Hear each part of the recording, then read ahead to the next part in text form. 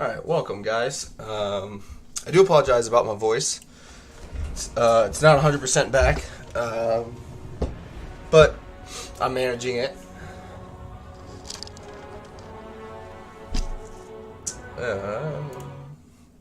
Need to turn this down a little bit. But, alright. Hope you guys enjoy the blue UI. I do have a list of the mods I'm using in the description of the live stream, but I just use 4. I have the legendary lore mod, the blue UI. I am doing a no rift campaign, just because I don't care about the rift, and with IE coming out in a little over a month, I figured why not. But yeah.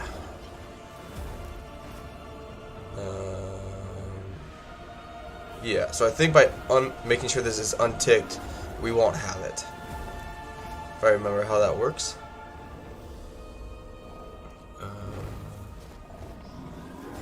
I have changed my difficulties that I play on. The hard campaign, the AI was just too lax. They were too passive for me. So battles are still on hard difficulty, but I decided to give them the very hard campaign side of things again. Let's see what. I don't know what we want to name our guy here.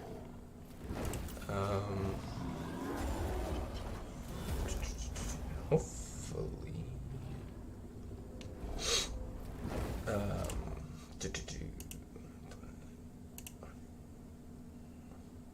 Yep, okay, good. Oh. Shit, I almost closed out OBS, sorry. But yeah, I do apologize for my voice. I got tested positive for COVID on Monday earlier this week, and so I'm still kind of recovering from it. And then with the reason I've been gone so long is with work being busy, other life things happening, and then I got sick. I just haven't been in the best position to actually do any content. But big news. I decided, I guess, for the channel, is that I'm basically just double downing on Warhammer 3. You know, with the UI changes that are coming with this campaign, improvements that they're coming out with, you know, DLCs and everything. Once Immortal Empires comes out, and I don't think they could screw it up to the point that the Realm of Chaos is, I think a lot of people are going to come back to Warhammer 3, and so it just doesn't do me any good as a smaller streamer to play games that eventually, like in a few months, people are not going to really be playing anymore. And so I just decided that I just need to get as much information, knowledge, you know, practice with Warhammer 3 now. That way, when everybody else comes back to it, I'll kind of hopefully be a step ahead a little bit, just so I can, you know, make better content for you guys. But we'll see how it goes. But anyway, that's my plan. I do plan on still doing the Lord of the Rings mod, which is very close to release as well. But other than that, it's just going to be a lot of Warhammer 3 and just getting ready for that. And I haven't really done a Demon Prince playthrough, and so I figured why not just live stream it, because I am feeling a little bit better. I do apologize for how dark it is behind me. It just kind of helps with my headaches and whatnot. Let's do right. Because I'm Norwegian. Let's do a Norwegian.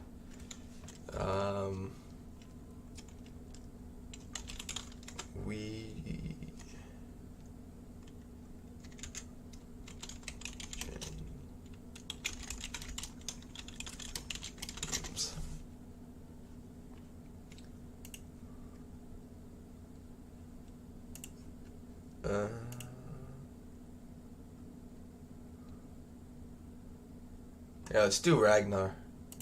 I like Ragnar.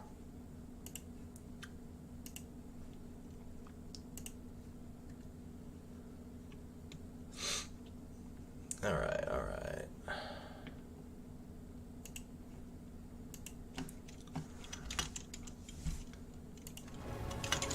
Ragnar the Bloody. Because he's going to become a Mortis engine for me. But, alright, let's just jump in. Again, campaign very hard, battle very hard. Don't have the campaign narrative selected, so it should be no chaos rifts, which essentially makes this sandbox. So more of a Immortal Empire's experience. But let's just jump in.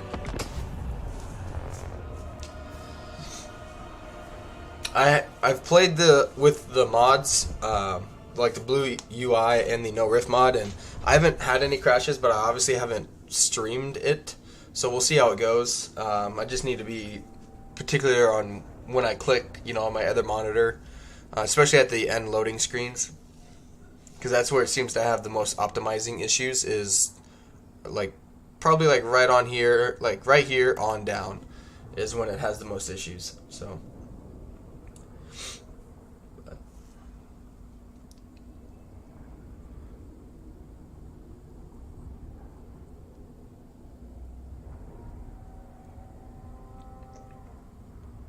I know they're coming out with, UI changes later on in either patches or with Immortal Empires. But until then, I highly recommend the blue UI mod. It's compatible with the current patch, I believe. And it makes it a lot easier on the eyes and makes it look a lot nicer. Honestly, I might play with the blue UI for every faction. I haven't decided at this point, but it looks very, very nice.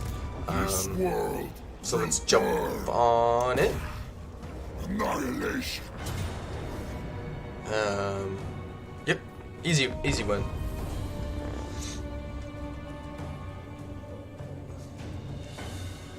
Which I plan on streaming today for probably at least 3 hours. Probably won't go more than 4. Today, just because I don't want to overdo it. My first day back, and I'm still a little sick, as you can obviously hear. I almost didn't even use the camera today because I didn't want to have to worry about you guys looking at me. but it'll be okay. But I do plan on streaming longer tomorrow. My fiance is a little further along the progression of recovering from her COVID. And so I think she's going back to work tomorrow. So I'll be able to stream longer tomorrow. That is really bright. Where's that at?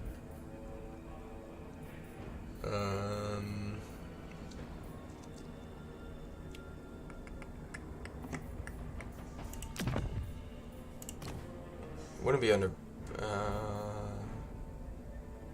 Yeah, I don't know. Maybe I can't change it on here, but yeah, that's really bright. I don't know about you guys, but to me, that's really, really bright. Alright. Gonna hide them for now. This is a really easy fight, but I just need to win it. Every battle here that I've been doing with these guys so far, which I've done very, very little testing with these guys. Or I shouldn't say testing, just playthroughs with them. Got to fight a lot of these manually. Alright, let's do it. I demand only one thing from my minions. Insatiable bloodlust. Go forth!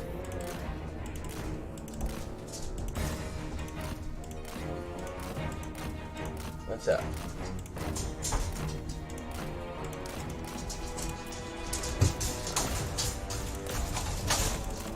Seeking conquest.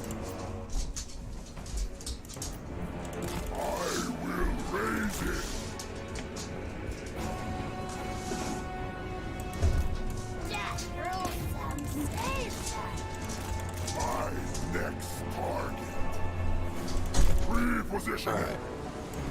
That should take care of those guys. Alright, good. Go ahead and land on them. Evisceration.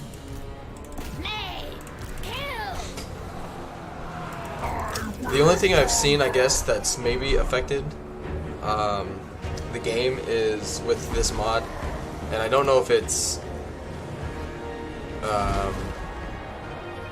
intended or not, because I did play with the blue UI mod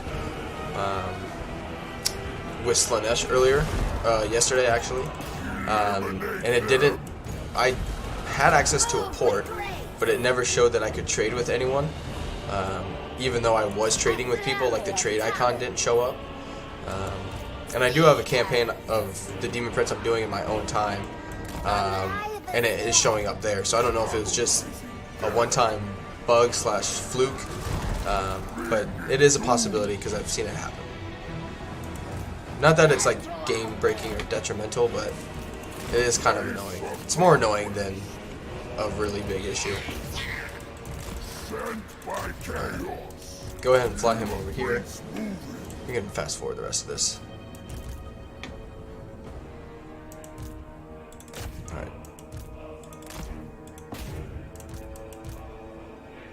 Alright. Shoot.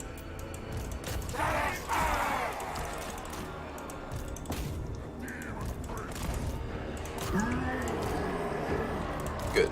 Didn't lose any of those units. Could throw them in there. I'm gonna disband the plague drones because I think they're just awful at the end of the turn. Shit, hurt my own units there.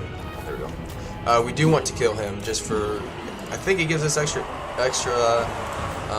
loot money, so we will kill him for that.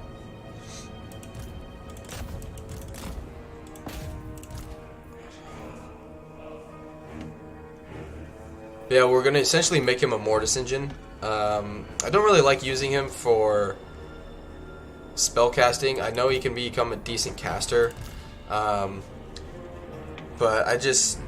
he's such a big like entity. Even though you can get his speed pretty high, he's so big. His hitbox is therefore big, and you can just use much smaller, more effective spellcasters, in my opinion. And in my other playthrough I have going on now, I mean, he's getting like 30 to 40,000 damage a fight right now, because he can get the Serpentine Tail that, you know, it's a very small area of Mortis engine, but he can also get the Pestilent Wings that gives him Pestilent Decay, which is like Kugath's Mortis engine ability, and so he can rack up damage pretty quickly, plus the stat boost that he's been given. It's just really nice. But yeah, hopefully more people will join on later and we can look at the UI. It's much easier on my eyes personally.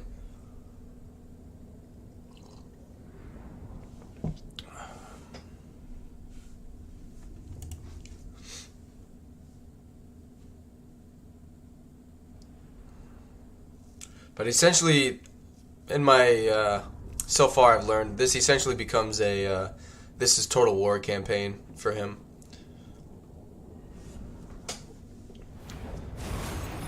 Alright, and I want to do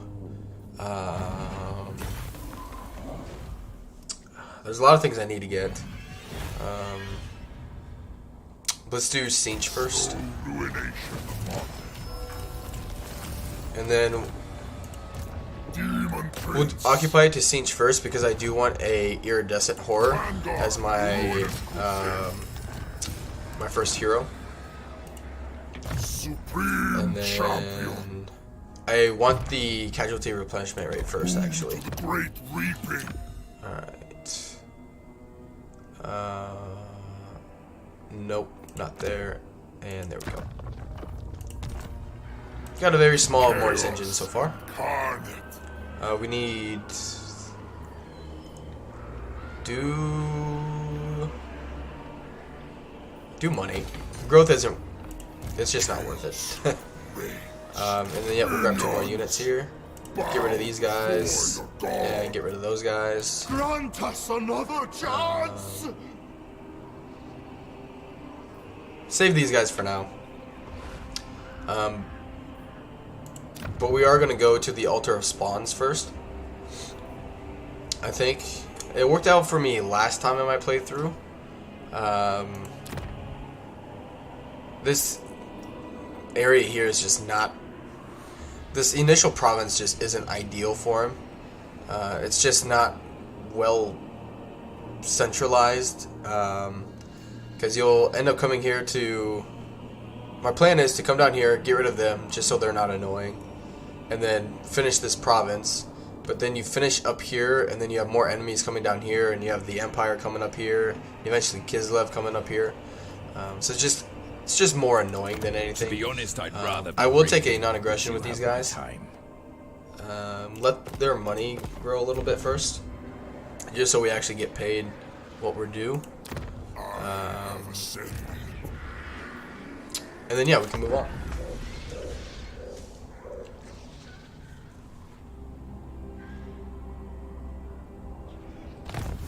Alright, good.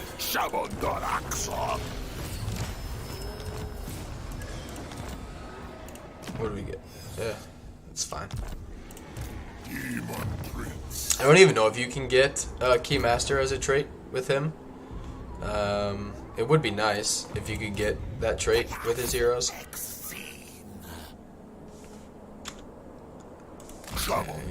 Axel, this world will burn.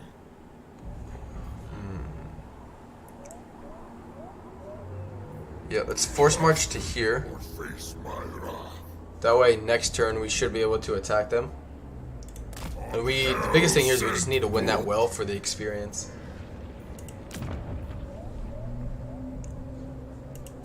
Demon Prince.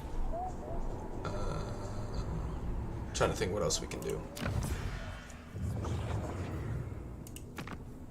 You will soon have a taste. The only real diplomacy I care about are people. The other major Chaos factions. All the other ones I don't really care about. Kislev's fallen champion.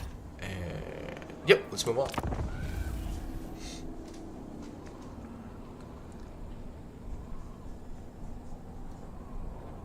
The ice Damn. trembles before me. I have ascended for the ruinous power. Conquest. Don't forget to put the hero in. Good. They must. Yeah, biggest thing is winning this well. Which I found a pretty good area to start at.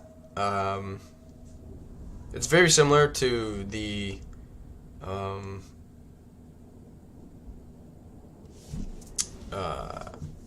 I think it is. It's the like Chaos Warrior settlement, but it just has snow all around it.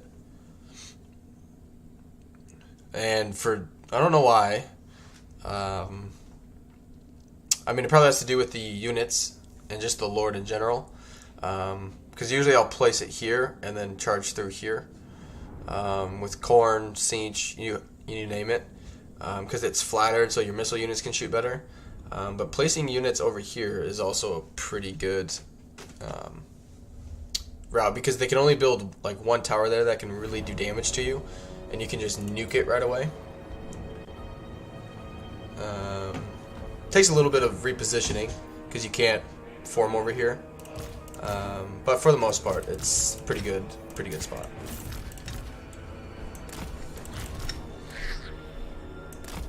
Okay. Yep, bring you guys over here, and then bring you here, and then we'll loop them around. I've been kind of messing with how far you can place these guys just to make it take less time to get here. The Demon Prince. Good, they didn't even build the tower that goes right there. Fine with me. We'll put those guys there because eventually we'll break these spiders and they'll route this way and they'll try and come back.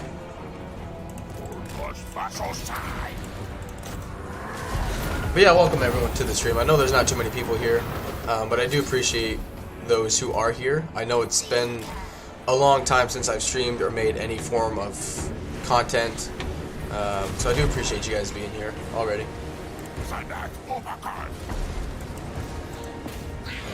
Shoot those guys. I will conquer without mercy. Orc boys. Yeah, go ahead and charge into them. And just keep cycle charging them. Cycle charging them. Charging. I don't know if you guys have seen Anticity's video. He did a while ago. I've been going through his channel and like kind of picking up some of his tips and trick videos he's done. One of them I will say that works really well. Is, you know, like if this unit of archers was say like right here, but you wanted to attack the orc boys, for them to actually get their charge bonus and whatnot inflicted. So even though your unit is here that you want to attack, if this unit say was right here, you'd want them to like charge this unit as of right now, because that way the orc boys will actually feel the charge bonus and that damage that is supposed to come with it. I don't know if it's just timing that CA hasn't quite gotten down in terms of like single entities or cavalry or chariots, because like if I you know, were to tell the Demon Prince to just run and attack, or like Nakari or Scarbrand, they'll do like their charging attack animation too early, and they'll actually miss the target you're telling them to charge and attack. So if you tell them to charge a unit that's behind them, they'll actually do their charge damage on the unit you actually want them to do damage to, which at least there's a way around it. It is a little annoying that it doesn't work the way it's supposed to, but I mean that's just kind of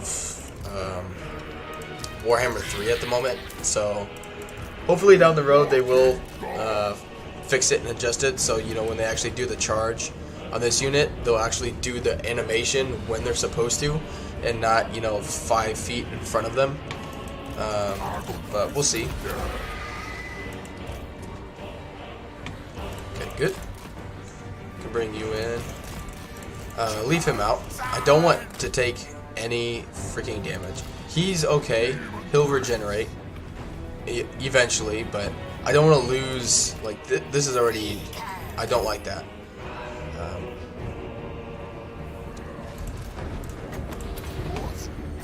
We need to win this battle as best as we can. You come down here. Good. Good. They're just kind of hanging out. That's fine. And again, I do apologize about my voice. Hey, Giovanni. Welcome to the stream, man. I'm alright. Still fighting COVID here, as you can probably hear and tell. But overall, I'm doing better. It's been a long time since I've done anything with the channel, and it's time I get back to it. So it's good to have you here. Glad you could be here.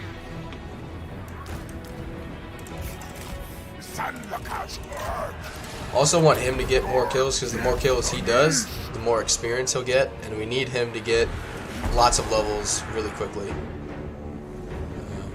fine with him doing that. He's actually much better in melee than he used to be. Let's bring you up here. So he can, even on hard difficulty, he can solo some units.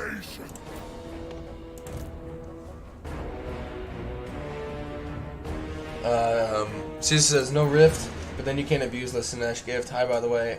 You better. I'm getting there. I'm getting there. I'm feeling good enough now. I've just played. I didn't do anything So Sunday I was starting to feel symptoms. This is kind of how my second round with COVID went.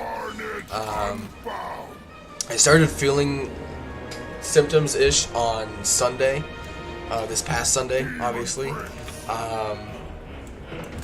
And I was like, okay, like, you know, something's obviously, because my fiance had it before I did, and she was not feeling well. But the first time I had COVID, it really wasn't that bad for me.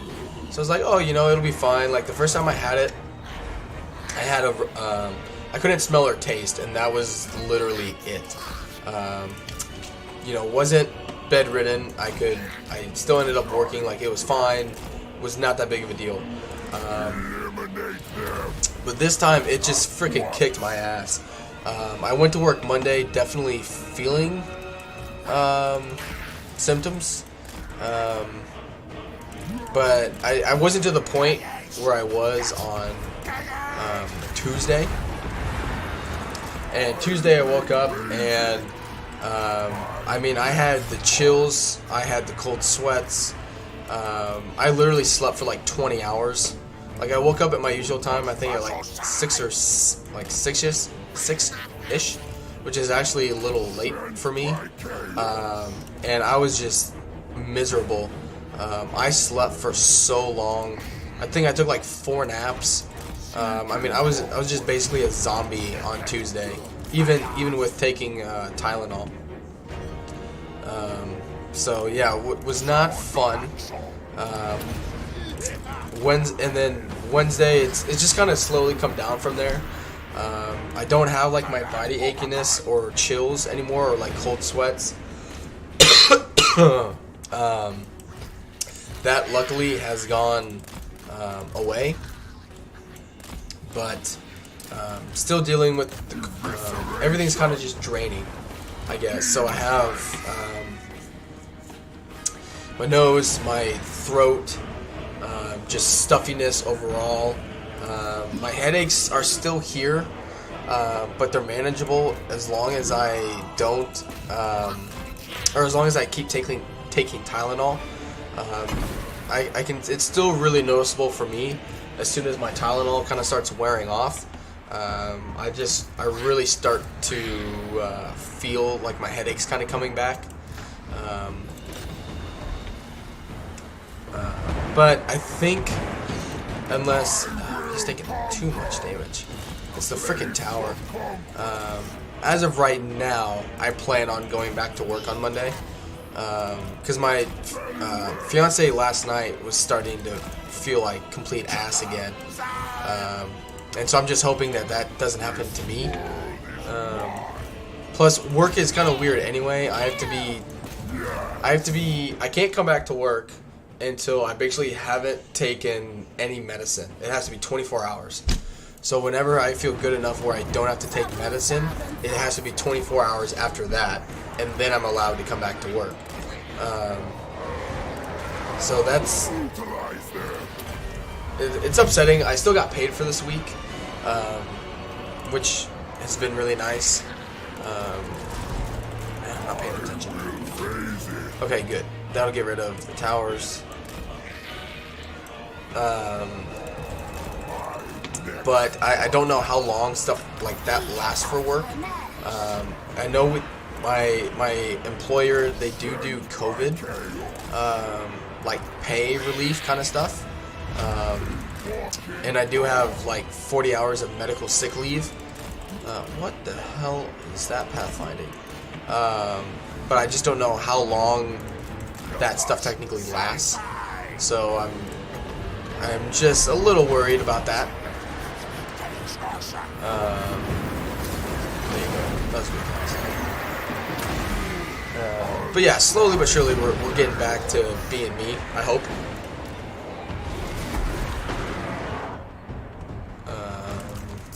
Alright. Now that we got more of my army in here, there's so many entities. They just get. I don't think it's necessarily pathfinding with the game. It's just blue horrors, because I always have problems with super large entity numbers. he's taking way too much damage. The good thing is, like, even if I don't do well here, I'll have time to heal coming back. On immortal foot. Because I won't have a fight for like 2 or 3 turns. Like, I don't know what the hell is going on up there. We need to come up here. Nope. How is Pathfinding telling you to go over here? This is much more frustrating than what my own playthrough was. Okay. Come over here so you have a better angle. So yeah, I'm hoping. I just don't know, because they're my work too. It's not like my. It's not my work's decision. I talked to. My boss was on vacation, so I had to talk to, you know, a different supervisor basically. And so what my employer does is they use a third party to determine when an employee, after they've tested positive for COVID, when they're allowed to come back for work. So basically every single day they ask me like, hey, how are you feeling today? And I fill out this questionnaire, and then they send that off to this third company, or this third party. And if that third party, based on my answers on the questionnaire, determined that I'm not in a good enough like health state to come back to work, they don't approve it. And I have to do that every day. I just have to constantly basically keep updating my symptoms. Even if nothing's changed, I still have to submit that questionnaire telling them that, hey, nothing's changed. Like, what? I don't understand. That makes no flippin' sense. Probably because I think some units are stuck over here somewhere. Send the champion of chaos. Because he's just getting freaking shredded by that. Alright, well, if you're up here, come here. And you come up here.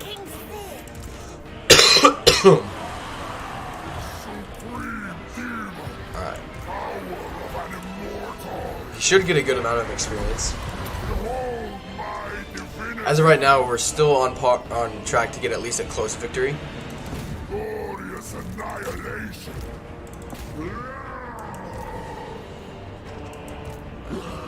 Keep chasing those guys down. You come over here. I don't know how well he's good at Lord sniping. That's a pretty good damage, actually. Fucking D. Damn it. It's not what I wanted.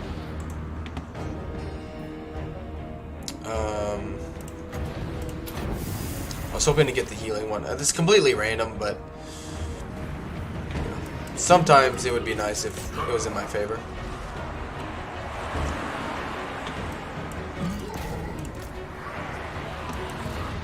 Which I will go over, like my channel announcement sort of thing.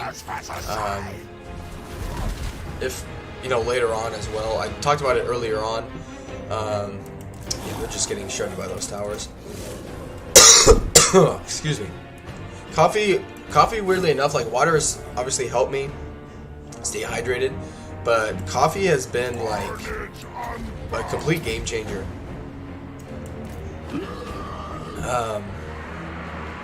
One, it's one of the few things that I can actually taste right now, which is kind of weird. Although I don't have my body aches and soreness, I still have, you know, my congestion, my runny nose, obviously a cough.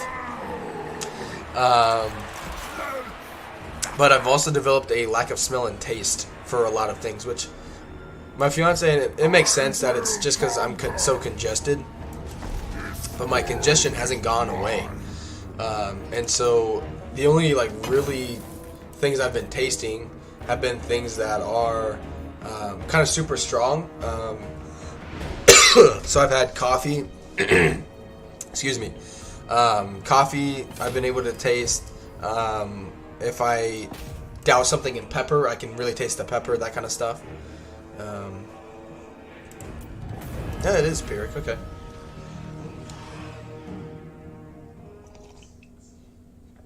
Not sure how. I mean, he took a lot of damage. We did use a lot of magic too, I guess, but it's fine. Biggest thing was just to shut them up. We'll have plenty of time to recover. Giovanni said, I haven't played the newest patch. Did they fix the slowness and siege replenishment rate? Yeah. I mean, I shouldn't say fixed. They did improve it. I'll be able to show you on when we get back to the campaign map. Basically, they've just added a 6% replenishment rate in the blue skill line.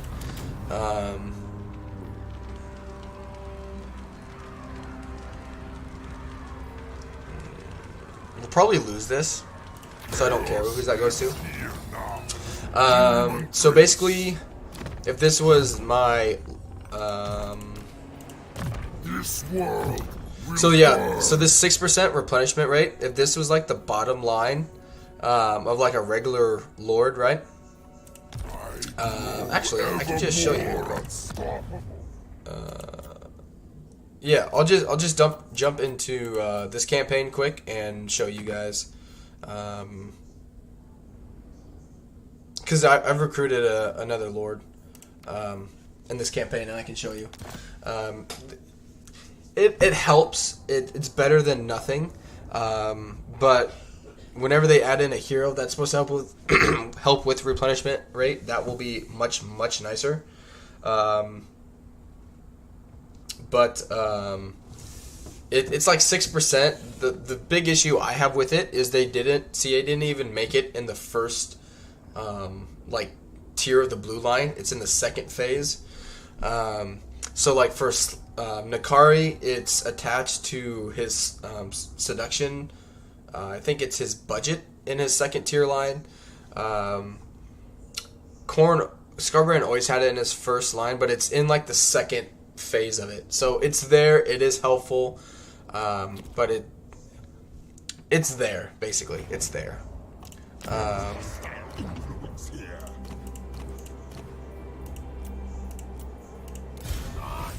So it is.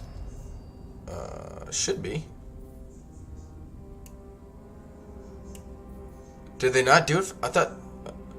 I know it's in Slanesh. I promise you, it's in a. I promise you, it's in this part. I don't know why. Maybe it's just because it's a Demon Prince faction. But so it's not in this part, but it's in the second part. There'll be like a fourth one there that is like 6% replenishment rate or something like that.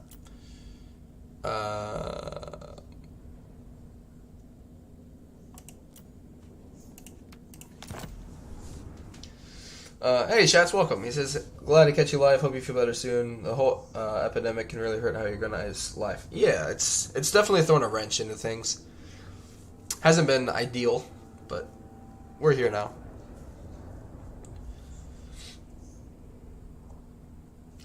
I just really like the blue UI. It's very, very soothing. I don't think I'm ever gonna use the red again. Because I imagine like the red default they plan on coming out with is just going to be a brighter red, which I won't like that, I don't think. And the green, kind of like how when it's super bright, it's hard to see like the green light up. I don't think the green is going to be good because then it'll be hard to see like your... Oh, did it not freaking save? Are you kidding me? We're going to have to fight that again. Oh, that's gonna be so freaking annoying.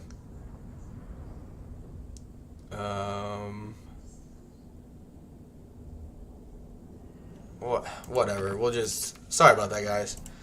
I must not have saved it afterwards. I do apologize. Have to do that one again. I just think the blue kind of goes with everything. You know, it like doesn't mess up the campaign. You know, it's easy to look at on the battlefield. It doesn't mess with like the red AI, you know, if you put that for the enemies, which I know you can change all that stuff, but I like the green and the red. It's just what I'm used to, so that's what I want to keep it with. And if I have a blue UI, it doesn't mess with any of that on the battlefield.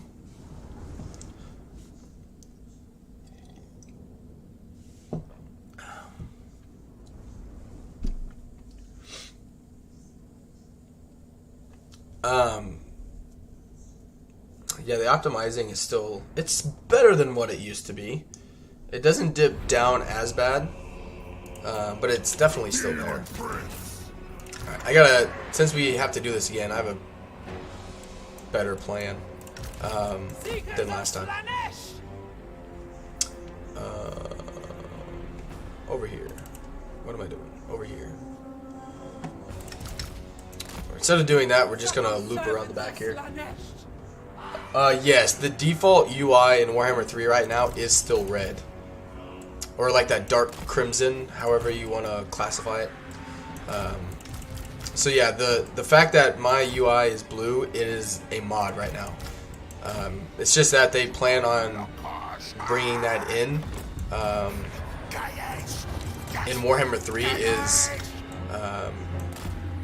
which I think I've understood it correctly, but what they're doing essentially is you'll have four choices either with the next patch or just Immortal Empires.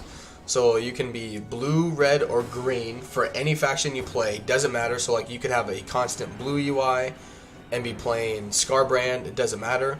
Or you can do like a default mode, which then it will change based on who you're playing. So if you're Cinch, it'll be blue. If you're Scarbrand, it'll be red. If you're Nurgle, it'll be green. That kind of thing. Power of an immortal.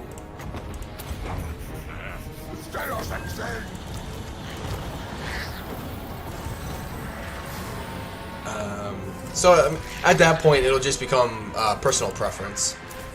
I just think the blue, like, you know, the blue doesn't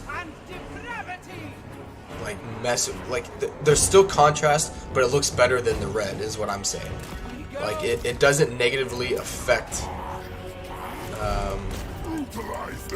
the unit cards, and it looks better than the red in my opinion.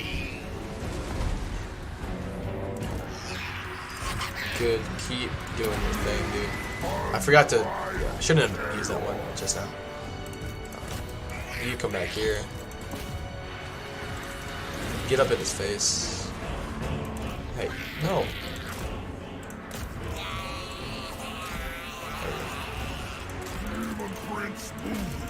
Go ahead and keep attacking him. Hey, keep an eye on these guys. We're just gonna play frickin' go around. Instead of charging these guys in, we're gonna draw some of their units away and get them to start trying to recapture points. There we go. Alright, you throw into there, you throw into there. Alright, now let it go.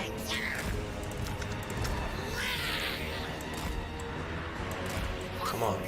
Yeah. I like the ultra unit scale, but man, it throws a wrench in so many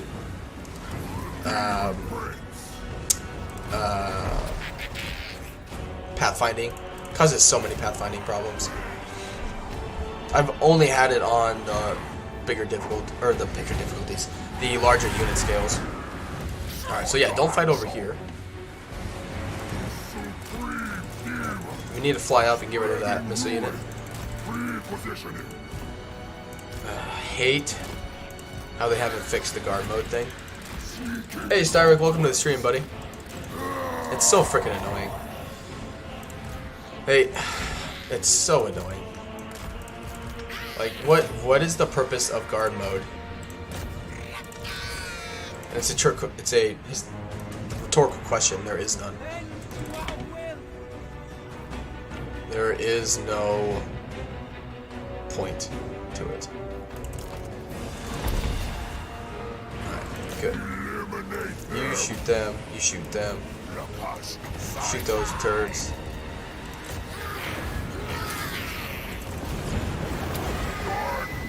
Not bad so far. fought this battle once, but it didn't. I tried to showcase something, and of course it backfired in my face. And it didn't. I thought it would have auto-saved, but I don't think I exited it out of the battle, like back on the campaign map, so it didn't auto-save again. So we have to refight it. So I do apologize for that.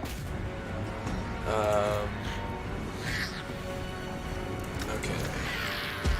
Bring you guys in here. Who should I do? Oh, what the? Alright, just charge into these guys. Dude, you are... He's not there yet. He's not quite there. He'll get there, but not yet.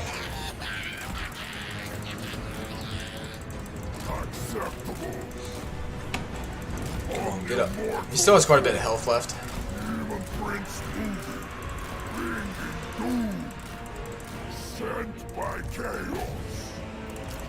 Get up. He needs to be out of melee for 3 seconds. Good. Yep, see, they're going back, and... Alright, reform over here. Good. You fly up there.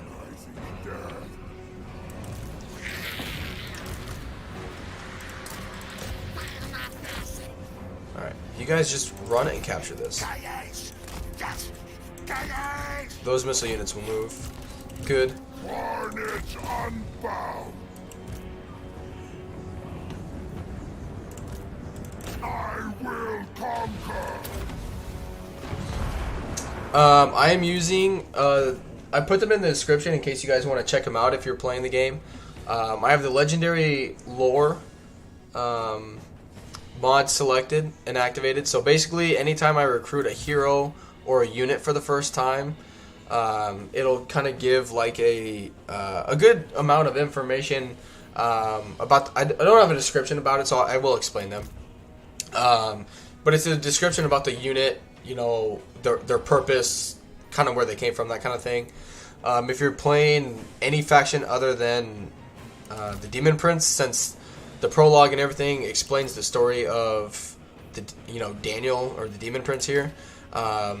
If you, it'll give you like a background on Scarbrand, Nakari, like over turns. It'll kind of explain everything that's going on, or what, you know, what's gone on in like the lore of that legendary lord, which is really cool. I do the 1-button Respec mod, and you know, obviously with the Demon Prince, I won't be confederating anyone, but it, you know, down the road, I plan on doing confederations with other campaigns, so I like playing with that, and CA hasn't put that in. It's just like a standard thing to do.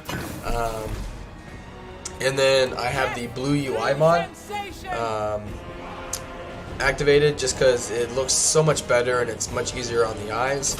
And I actually am also using the no rift mod for the first time. It just, with Immortal Empires now finally getting a release date, I just, for the most part, like, yes, right now people are playing Warhammer 2 more, but I think it's just really hard for Creative Assembly to mess up Immortal Empires on launch anyway. It's going to bring people back regardless, and it leads into my channel decision. In terms of like my content and everything, it's actually a good point because more people have come on. I'm basically double downing on Warhammer 3. Sorry, I can feel my voice choking up again. Since Immortal Empires has a release date, we got a bunch of factions. They're actually making changes to the game now. They got DLC coming that they've let, you know, slip where they meant to or not. All of that stuff is going to generate viewers again, and so, you know, for the bigger content creators, it makes sense for them to go back to a game that has already done really well for them, right? But I don't have that. So if I do that same strategy that they're doing, you know, they're not going to come to my streams or my videos to watch that stuff because they already have that with people they enjoy watching. And then I'm just going to be, you know, essentially behind in terms of Warhammer 3 and understanding how this game works and all that stuff. And so I'm putting in, you know, the time now to like learn more about the game, learn how units work, you know, spells, all that stuff, good strategies, tips. That way when everyone comes back to Warhammer 3 in a little over a month, it's like a month and 6 days now technically, or 7 days. So yeah, a month and a week, 5 weeks. The people that have basically put Warhammer 3 on the back burner for now, I'll be essentially, quote unquote, a step ahead of them in terms of knowing how the game functions and operates and all that and all that stuff. Sorry. And so I'm not gonna like live stream this, you know, the game a bunch, but I'm just gonna be playing it a lot more than I have been, just so I get that experience built back up. That way, when you know everyone does come back, I'll have that experience already. So when I start live streaming it, because I think it's just gonna be a giant power vacuum essentially, where everyone's gonna be like, "Holy shit! You know, Immortal Empires is here. You know, what do we do?" Like, you know, content. They just want it freaking shoved and rammed down their throats, kind of thing. And that's totally fine. I'm gonna be right there with them, but also be someone making the actual, you know, content. And so, you know, once Legend, Mercy, Dame, Radiant Ash, all those guys finish their streams, anyone that's still up, you know, playing Warhammer 3, no matter what time of day, if someone's streaming it or making a video on it, they're going to come to it just in case. I think just in case it's something they may have missed or they just enjoy listening to it, mainly because that's what I did. When I was learning the game a few years ago, like Warhammer 2, I mean, I would work during the day, so I would literally miss everybody's stream. Didn't matter who it was, I was at work, and I lived in Iowa at that time in the U.S., and so no matter what time someone was streaming, I was never catching the actual stream. So I was always playing catch up. But I also, on the weekends when I wasn't working, I really enjoyed being able to catch stuff live. And so people just like with those weird schedules, kind of like I do, opposite of the other content creators. I mean, they can always go to those VODs, obviously, but I'm thinking and hoping they're going to be like, well, this guy's live, you know, let's check him out, kind of thing. But I have to know what I'm doing so I can talk about, you know, why I'm doing this, why I'm not doing something. And I can't have that if I don't start putting that time in now. Which I've already got like 440 hours into the game. And so I just want to be prepared. Because I think Immortal Empires and the DLCs, that will come out, all of it's going to just eventually, Warhammer 2, I think, other than for nostalgia purposes, Warhammer 2 is going to become like what Warhammer 1 is now. People just eventually are not going to care about it as much. And that's okay. But, you know, if I want my channel to ever grow, really, you know, with all my life events I have coming up, if I ever want it to become something that could be beneficial for me and my family, like if it stays a hobby, it stays a hobby, you know, not a big deal. But I would like to see, you know, what I could do with it, and if I want to give it its best chance, I have to make that sacrifice now, and not, you know, a week or two before Immortal Empires comes out, and just not sleep for a week, and try and tell people like, oh yeah, I know what you know, listen to me, I know what I'm doing. I've been playing this a week, kind of thing. Like that's not gonna float people's boat. But, you know, if I have 5 weeks of more experience on top of what I already have, with the newer updates, see, crumble. He needs 4 more points. Hopefully, I get Fecundity. It's really, I think I'm saying that right.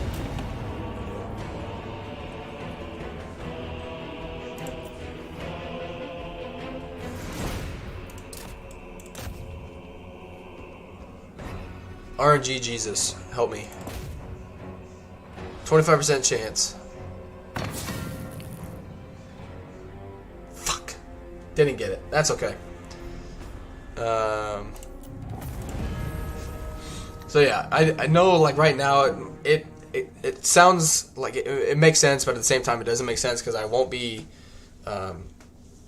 you know, because it's not what people want to see right now, but it's down the road. I think it's a better play. Short term, not as much. Long term, much more beneficial. Plus, I still have the Lord of the Rings mod I'm doing, which is. They came out with patch 1.0 2 days ago. It's, I would say, within like a week or two of official public release. And so I'll still be doing that and Warhammer 3. So I'll be doing, I think what I'll end up doing is like live streaming that mod and then doing Warhammer 3 in my own time. Alright, let's save it before I forget. Here we go. That way I'm still obviously, you know, playing Warhammer 3, but also getting content out for you guys, so it's not like I just don't have content out for a few, you know, like 5 more weeks, because I already went on like a month dry spell. So alright, I think that's all I can do. You didn't get anything this time. The word save is better in my opinion than that. Yep, okay. Yeah, we want to get rid of, or how is magic here? It's blowing. It's better than weak.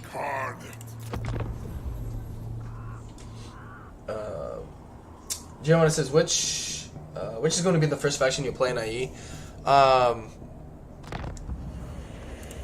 I think I'm in the minority in saying I have no plan on playing as a Warhammer 2 race. I don't know if you guys watched or listened to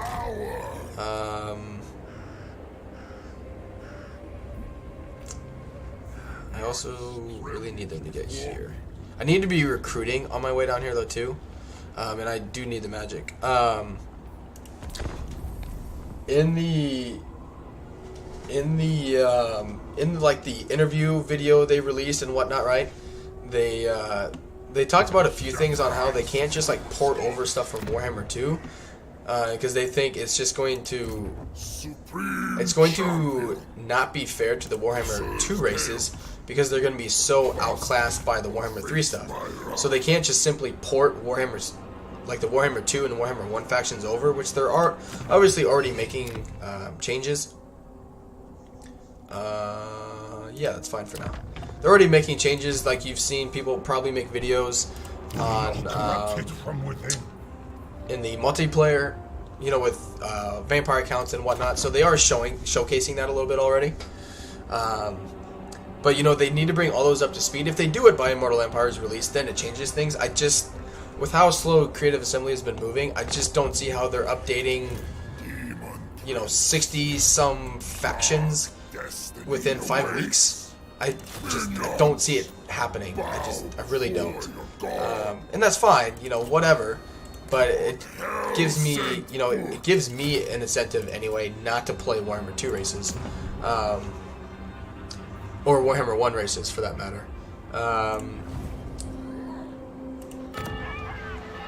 So I think I really like Slanesh. I really do. So I think Slanesh may be my first campaign I live stream. It'll either be Slanesh or Nurgle, probably. I've been making myself play more Scarbrand just to kind of understand how that all is works and plays out. And I am enjoying his campaigns more. But I just don't. I enjoy, you know, building up settlements. I enjoy building up an economy. Going around just blowing stuff up, like, it just gets boring for me after a while. But I'm understanding things you can do and whatnot. So I'm getting better with that. It's just not the first one I'm gonna do. Demon Prince. Siege will be in there too. It's just not one of my favorites at the moment. I can't reach. Can I reach there? It says I can, but I don't trust the game. So I'll just generate some more magic. And then keep moving on from there. So yeah, I would say probably Slintnash would be my first campaign. Anon says, I ran into a bug. Which, welcome by the way, Anon. Oh, we'll be fine. Yeah, we'll be fine.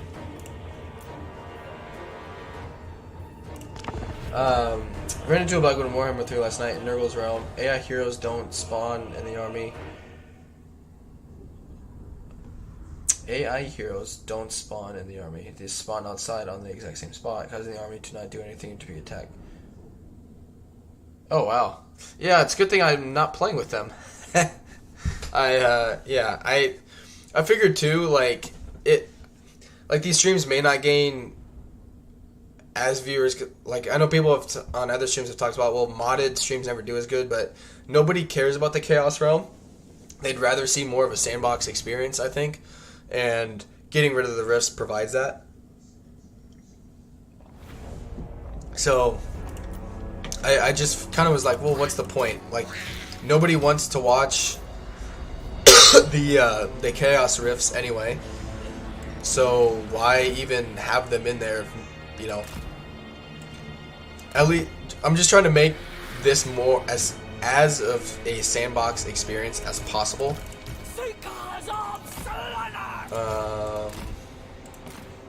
This terrain is not the greatest.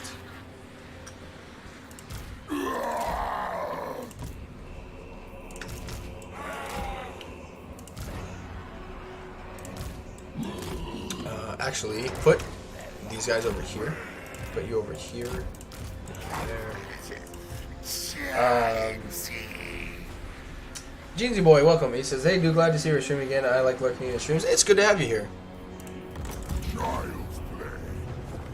Yeah, they're taking a very heavy defensive position. Even though they attacked me. It makes a lot of freaking sense.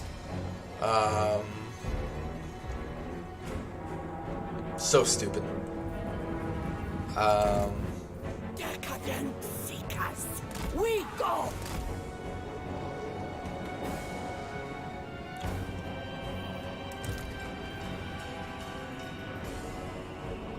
The Demon Prince. Yeah, we gotta do something about those javelins. Because he doesn't have the pink fire either yet. Yeah, honestly, like, in my playthrough, I'm having a lot of fun with Daniel. A lot more than I thought I would. So I don't know if they're just waiting, or if they're literally just gonna sit in camp even though they attacked me. Which is, I mean, do what they want.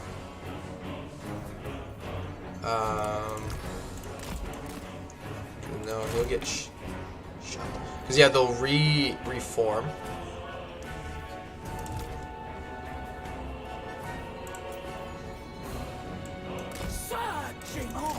Spreading ruin. Alright. Get rid of their cavalry. If we can get rid of their cavalry, that's really good. Nope.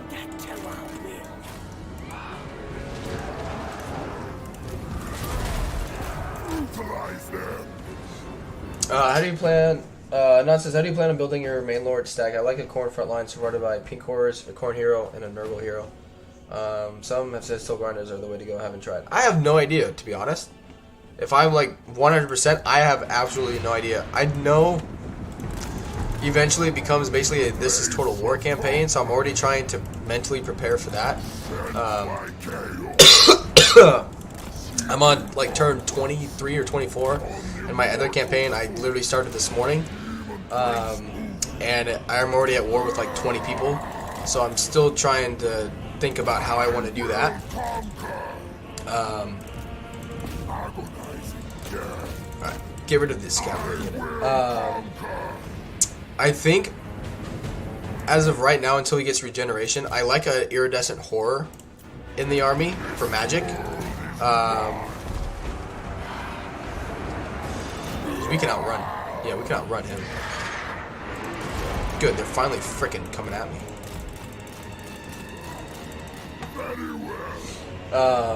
So yeah, I'm not sure at this stage. Definitely, I like the idea of pink horrors. You know, early, middle-ish game. I like the idea of them. So it's very, very possible that I go that route. You come over here. But yeah, as of right now, I'm just thinking of how to survive the first like 30 turns.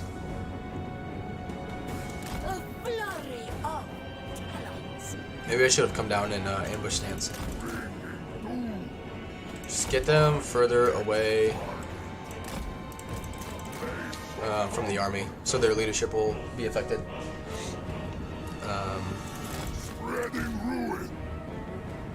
Good. Good. Which one thing I will say, if you guys haven't seen Anticity's video, I highly recommend checking this one out. It's about the charges.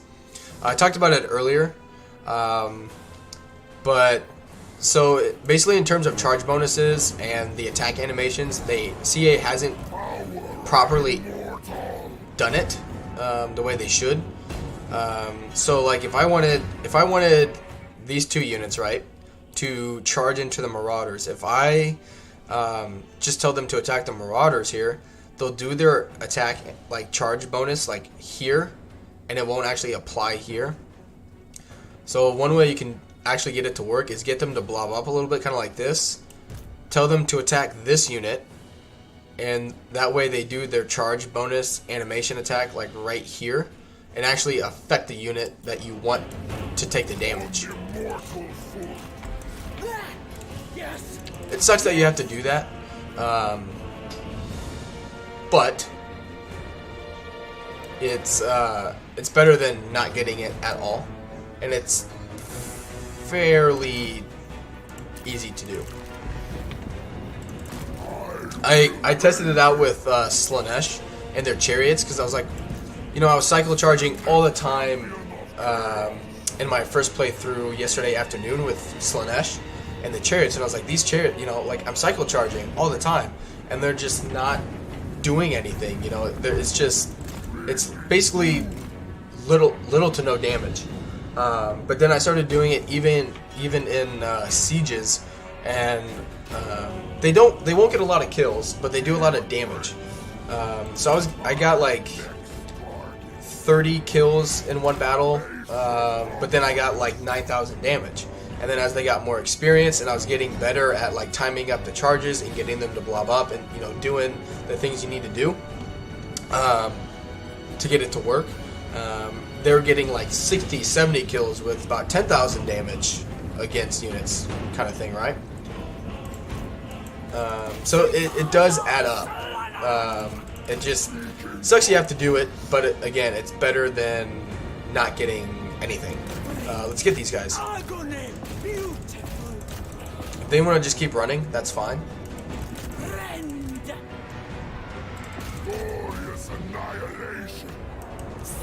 Get them out.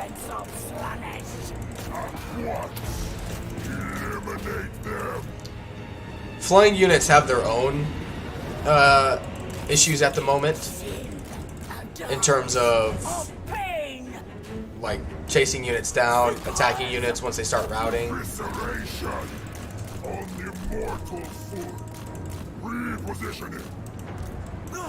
Yeah, we got to be careful with these guys. Really handy here. Also very, very squishy. Alright, move you guys over here. So we're not firing, excuse me, into trees. He can't heal himself yet, so we need to be more careful than I have been with him. But balance of power is even, so that's good. But yeah, I'm excited to, you know, with that knowledge in mind, I do want to do another Slanesh, like, kind of playthrough and see how effective I can actually use chariots, because I was like, you know, chariots are really fast and they're really fun, but like they're just not that good, you know, like they just don't, the cycle charging just doesn't work. And then I watched that video and I was like, oh, like, okay, that, you know, makes sense. And then I tested it out and I was like, holy shit, he wasn't wrong.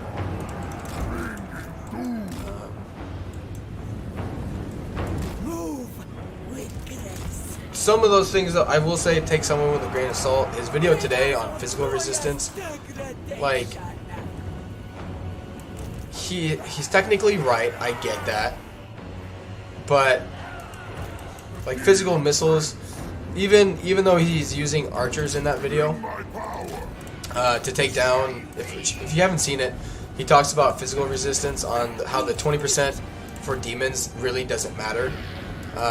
Because he uses the example of being able to use basic Empire archers to take down a bloodletter unit, which it happens, he does do that, but he uses 3 and then 4 units of archers to then decimate 1 unit of bloodletters, which he's right, it does decimate it, despite having the physical resistance.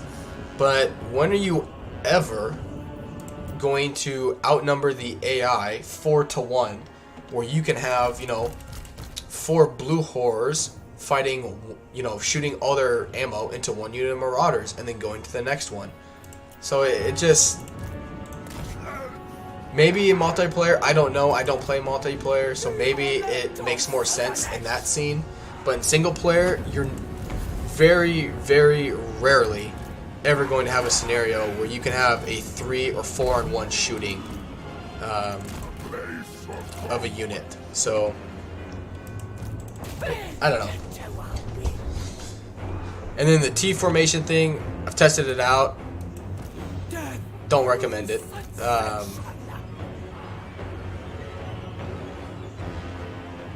It just,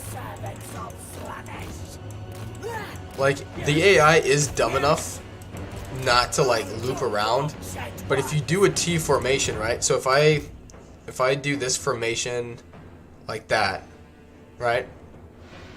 Or even if I do it better, kind of like this, I guess. Like those units there in the middle are going to be blocked. So even though it might stop the enemy from like getting to more of your units, you're still blocking some of yours, and so some of your units aren't shooting accurately or at all, depending on what's going on. So it's just something to keep in mind.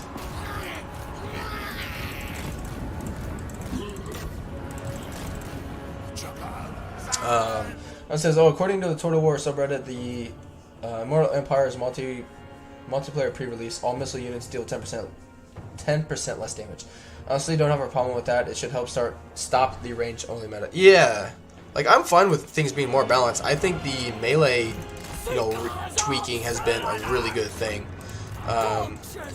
So like I'm not saying like balanced armies, you know, should be the only thing people do, because I get people don't, you know, same way people like building, you know, doom stacks, like they may not want things to be super balanced, and that's fine. But I think it opens the door to being able to do different things is what I like about it, you know. Good, that's fine.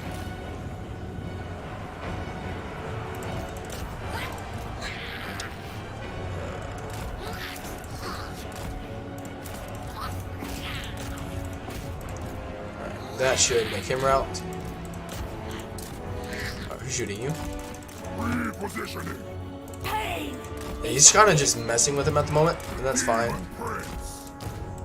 Just keep messing with him. Satisfies Slanesh. Which I'd never play multiplayer, so I don't care. You know that multiplayer is getting that, but with how CA is doing things, if multiplayer is getting it, single player will then too.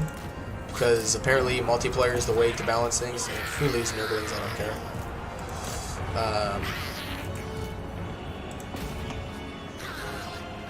Okay, how did... Shit. Oh, actually. That's good. That's good. Alright, come attack these guys.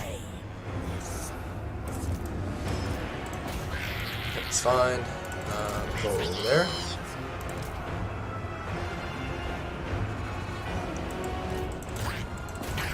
Not the berserkers, not the berserkers. Good. Yeah, I didn't have this fight in my last playthrough.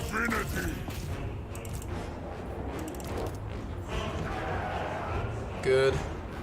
We're slowly winning. We'll probably lose a few units. Don't want to lose them though.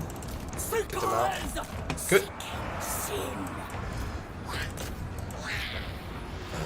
Just keep coming away from the general, because we will lose that encounter. Demon Prince. Child. Right, get you out of the way. Yeah, I really need a heal. I haven't used any magic now that I think of it. Demon Prince moving. Oh, nope. Where are you? Okay.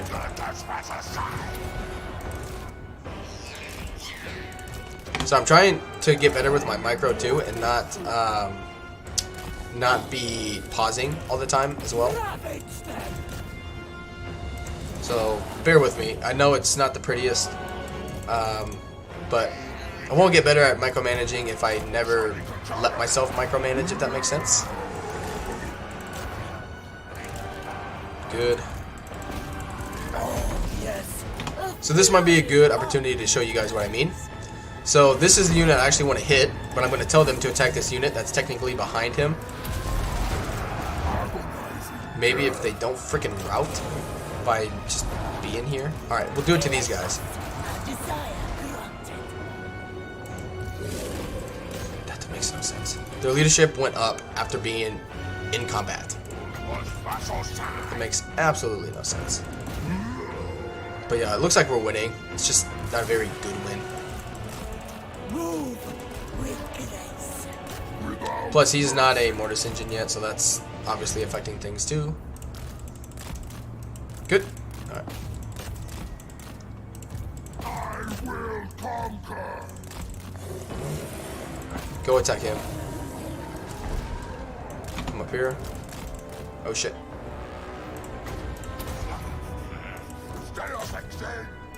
A dance of pain. How? Ugh, it's so frustrating.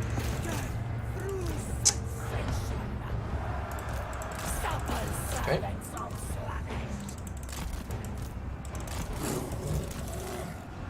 Good.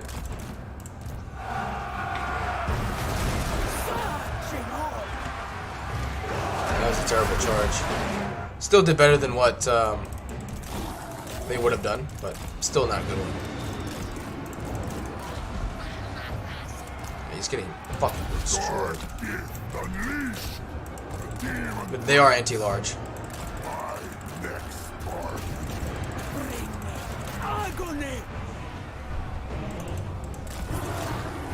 He might not. Good. Get up here. Just keep running away.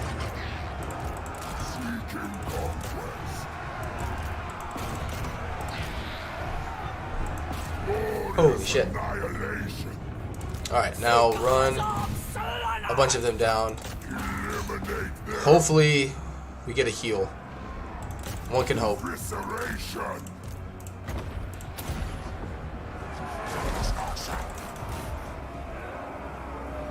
Good. Alright. Get rid of their missile units. That's what we really need to get rid of.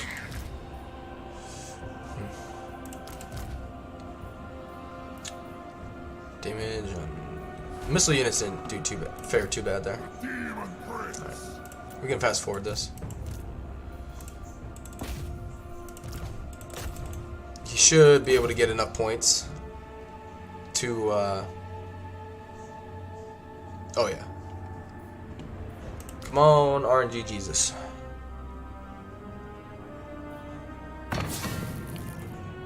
Fuck. It's alright. Bad thing is we're not in our own territory. Yeah, I like to give him the corn head, the Nurgle wings, and the serpent tail just for the little bit of the cinch serpent tail just for the little bit of barrier. We lost 1 unit. Or 3 units, sorry. But we decimated their army. Which didn't really matter, didn't matter. That sucks a little bit.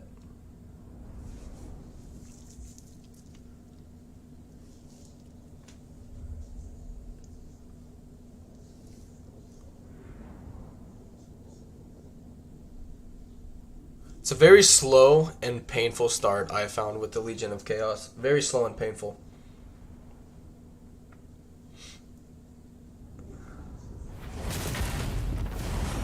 Alright,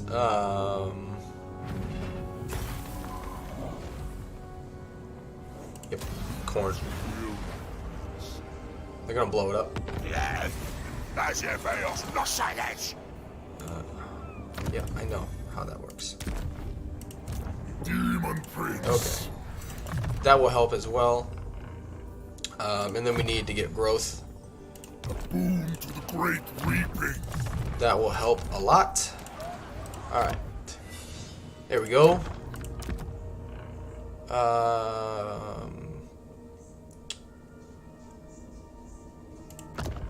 I like that.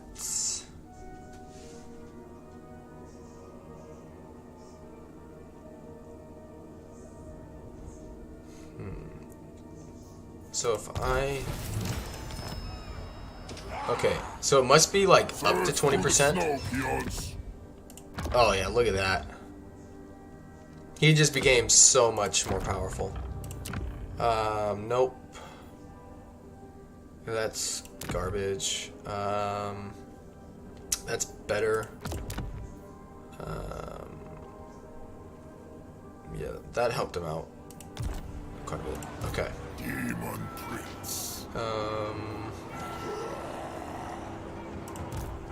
It's an easy win. That's an easy. We can get 3 battles this turn. Be 1, 2, 3. And he's gonna lick his wounds. We just need to be really careful with him and these 2 units. But it'll give him a chance to regenerate in melee a little bit.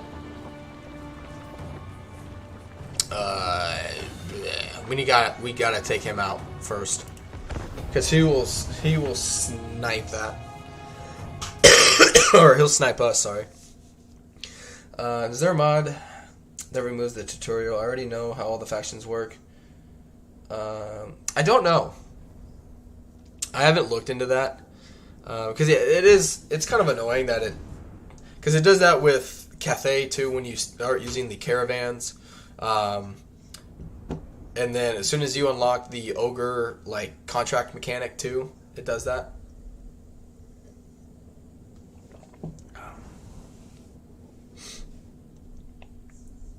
Which is weird. It does it for those, but it doesn't do that to Slaanesh factions. So like, say to me it would make sense if they're doing that with those factions. Like, say you beat someone in battle, it would make sense. Like, hey, you gave them a gift, or like a lord. Sorry, not a battle. Like, you gave them a gift. This is what gifts do.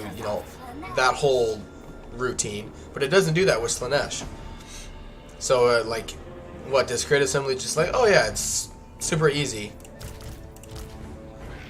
Like they don't need a introduction or a tutorial every time they play it on that.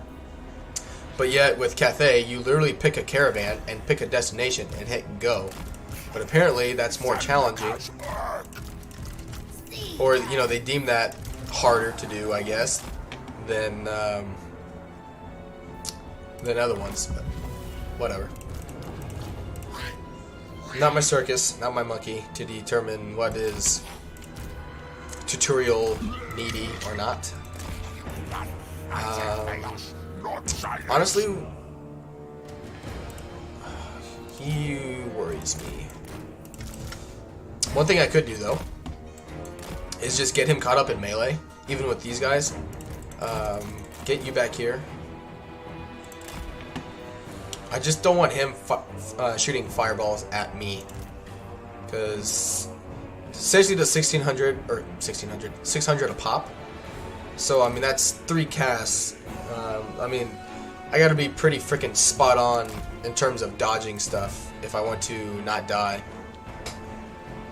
And losing Ragnar here is no bueno. Honestly, probably detrimental. Okay, good. He's shooting at him. That's fine.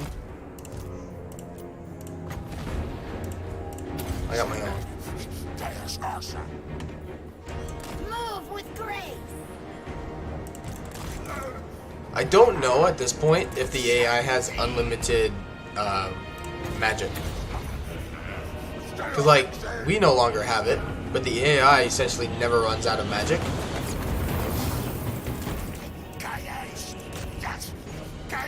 Which, you know, because that's fair.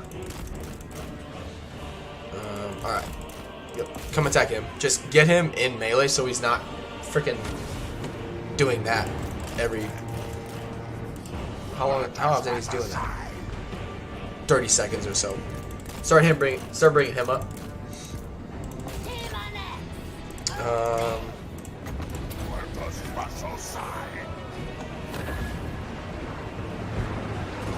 They also, I should emphasize too, there still is the mount, like flying mountain bug, where I don't know what exactly causes it. It did happen to me this morning in my other like playthrough, where say he was on a flying mount and he was moving and then he just gets stuck in that spot and you can't move him.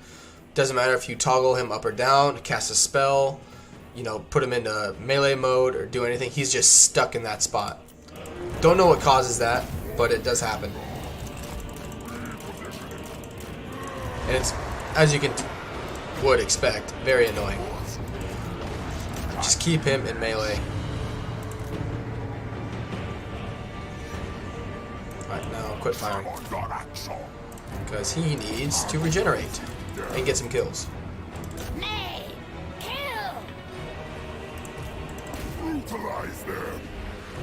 Yeah, what? I know we've had a few people come in and out, but what do you guys think of the blue UI? I know it's a mod right now, but it's something I plan on keeping around. I don't really care that it's a mod since it's already coming. You know, it's easier on my eyes. I hope it's easier on your guys' eyes to look at, or more fun to look at, however you want to technically look at it, I guess. And let me know what you guys think too about, you know, my decision on just kind of focusing on Warhammer 3. Good, bad, and I mean good or bad. Just explain why you think it's good or bad. You know, don't just say it's because I think so. Like, actually have a reason behind your thoughts.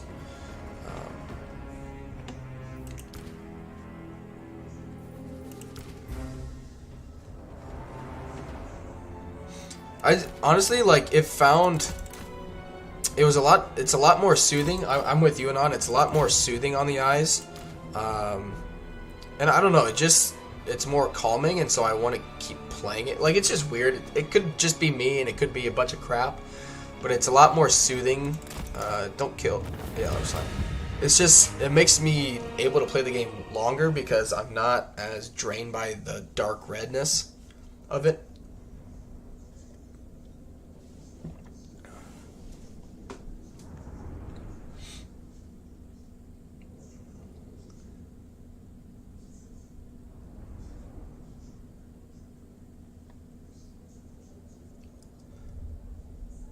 And I know from like watching other people's streams, I mean, this whole week I've literally, like, I can't can't really go anywhere. Can't do anything. I haven't felt like doing anything because I'm sick. I'm feeling good now because I'm in the middle of a like medicine kind of high, I guess. But I've seen a lot of people asking, Legend and other people, like, hey, what do you think, what's your first faction going to be? And everyone gets upset, when he says, I don't know.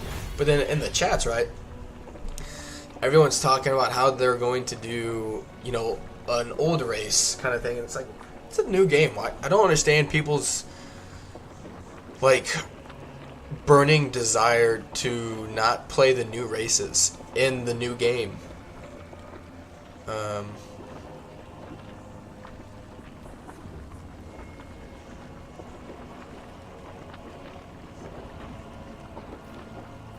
Which one do I want?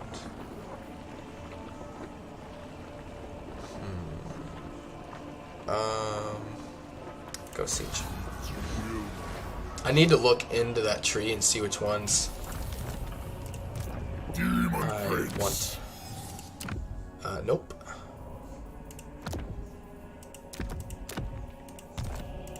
Okay. I do need to get Nurgle because I want to get a Plague Ridden Priest.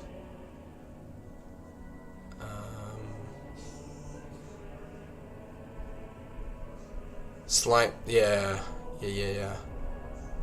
Nurgle would be good. And, yeah, okay, Nurgle and Siege. Hellish power. Okay. Should be easy enough. How can you look at Carl's glorious chin and not want to help him unite the... But the thing is, you can do that in 2 games already. Like... And it's... Like, I get, I totally understand where people are coming from.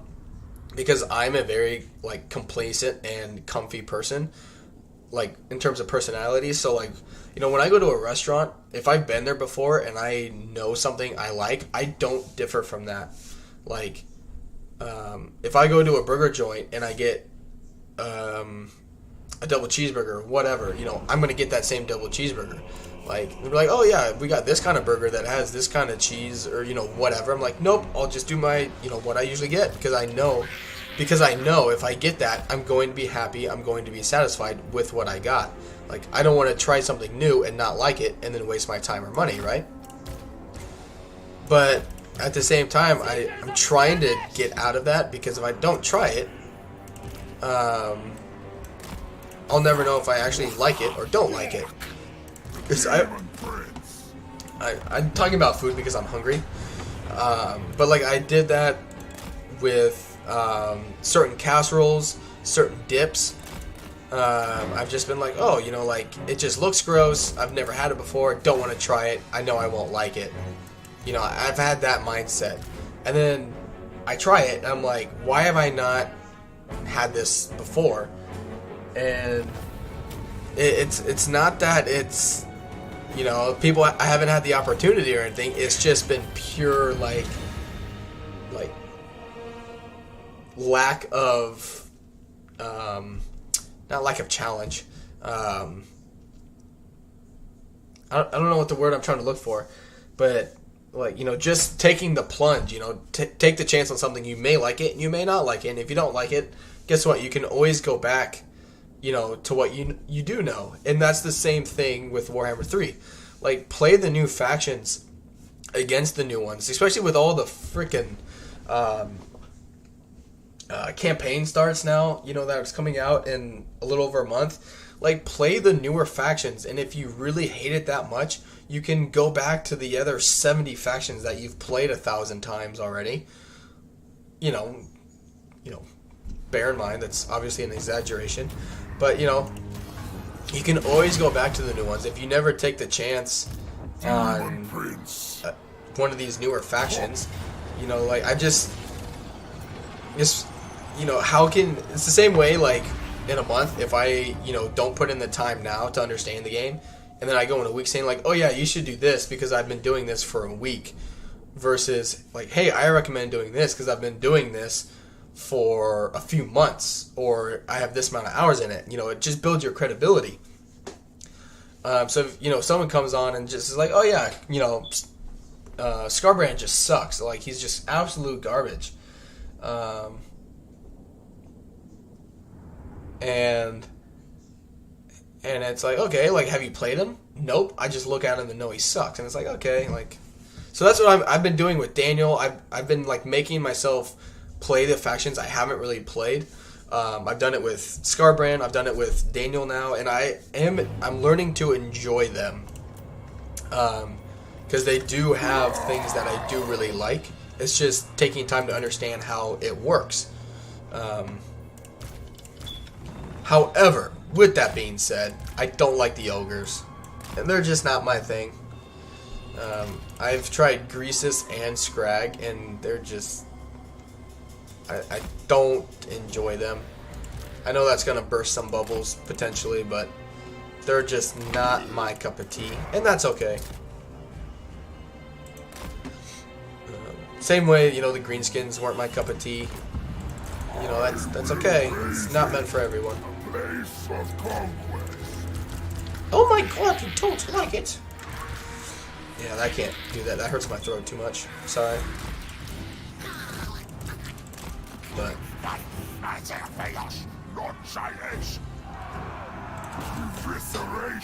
to be fair, there probably wasn't a lot of variety in Christine. I mean, the thing is, like, growing up, like, my mom, my friends be like, "Oh yeah, try this. It's really good." And I'd be like, "Nope. I'll be boring and get the same thing I've always gotten." It's the same.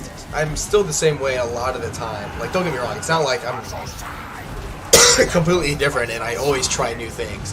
I'm very much the same, and where I find something I like, I stick with it. You know, don't get me wrong. I've just accepted the fact that I am like that, and I shouldn't be like that. You know, so it's a work in progress.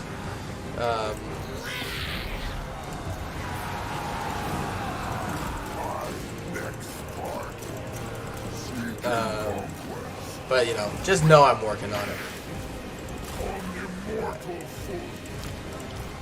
Stop firing. Hurt you a little bit. And now come on. Now try doing that. Spend more time with the faction with Bretonnia. Oh, I don't know, man. I think I would have to set up a patron or something for people to have me play Bretonnia. And the thing is, like, I say that now, but with how, like, economies and things are changing in with Warhammer 3, and how melee is a little more viable, like, that could be different, because, like, in Warhammer 3, I may actually like the greenskins, or I may actually like Bretonnia, because, you know, they're super expensive units, or their melee is actually, you know, it's not as, it's more doable, you know, I shouldn't say workable, it's more doable in Warhammer 3,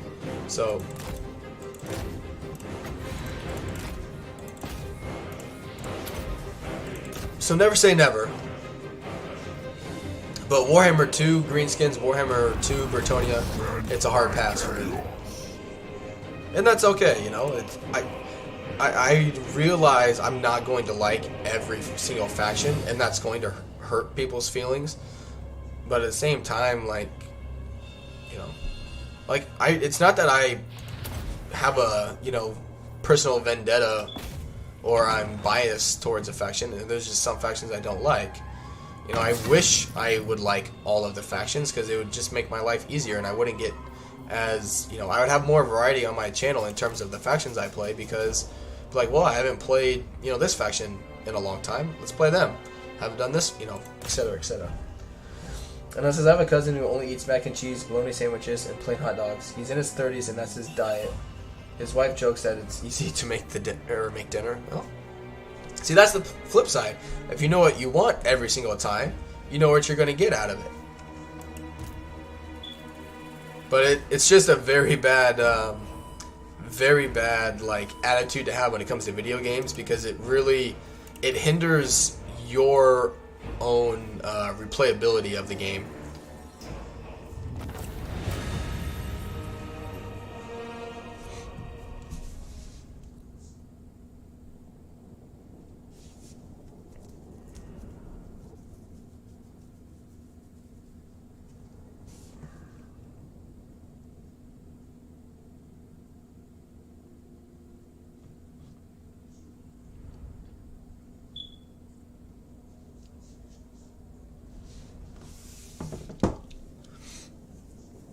We're slowly getting his health regenerated.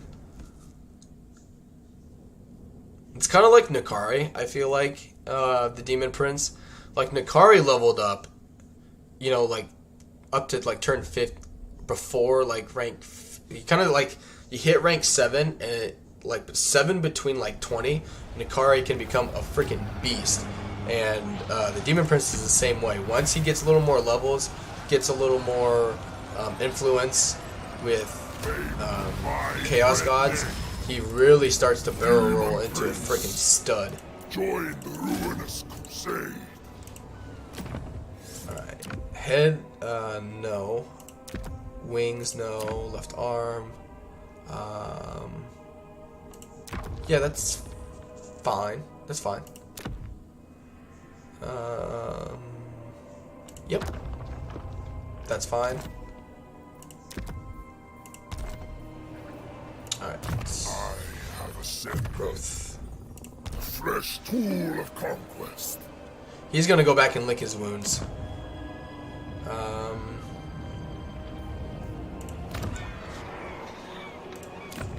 Now, these guys, in my playthrough, came all the way around this way and took that from me, which wasn't a big deal. To be honest, I'd rather be raiding, but you have my You time. lost your money. Oh, fun fact: the Beastmen, like 2,000 gold every few turns, still works.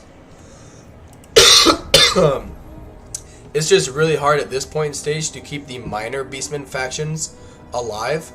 But yeah, I did it with my Slanesh campaign I did last night. There is a, in case you guys don't know, up in Nakari's region, sorry, too far, right up here, sorry, no, I was right, yeah, Nakari is up here. There is a, can't think of the name of, it's like the Blood Axe tribe or something. If you're able to keep them alive and make them like you, you can do the 2,000 whatever every few turns. It's just hard to keep them alive because the minor factions can't put down herd stones. But yeah, I was able to squeeze like 4,000 out of him before he got nuked by Scarbrand.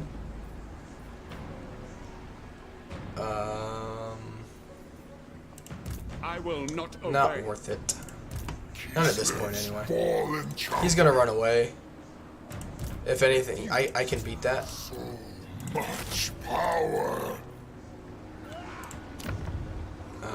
If he does come over here, we're in my own territory, so we'll recover. And he's much stronger now. He can do a lot more damage. Let's check diplomacy. Bloodhorn's gaze. Quick Abroad is all. Get a little more money back from Are him. you up? Dominate. Bloodthirsty. Or, you know, could squeeze more money out of him. Ooh, I wonder if I can already get them to declare war on those guys, though. Yes. Not quick deals. Wrath incarnate. Tribal fury. Yep. Always ready for a headbutting contest. Okay, it's still deteriorating. So yeah, if they take that settlement, I don't care, because we will put walls up here.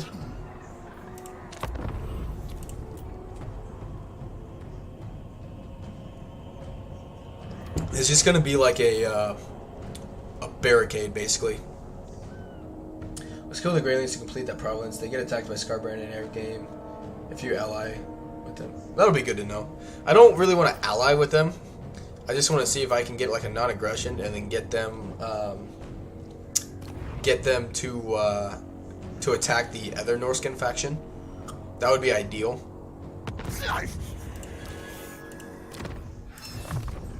He gets a disc next rank up.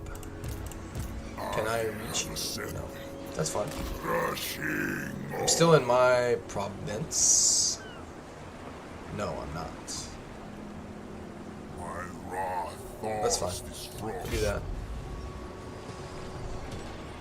15. So we be up to 80. So we should be in this tier next turn. No. That's fine. Because I know what we can do to him. Joyous momentum. Nope. Not gonna upgrade that at all. Good, in 2 turns we'll be able to upgrade this.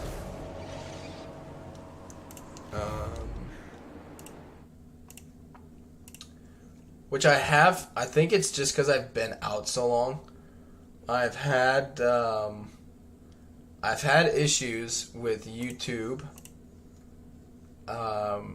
Not like telling people I'm actually streaming. It says today I am, which is good. Has Mercy, Dame, me, and Radiant Ash. It was a while ago. But I checked out. Chaos. I think it was Mercy or Legend.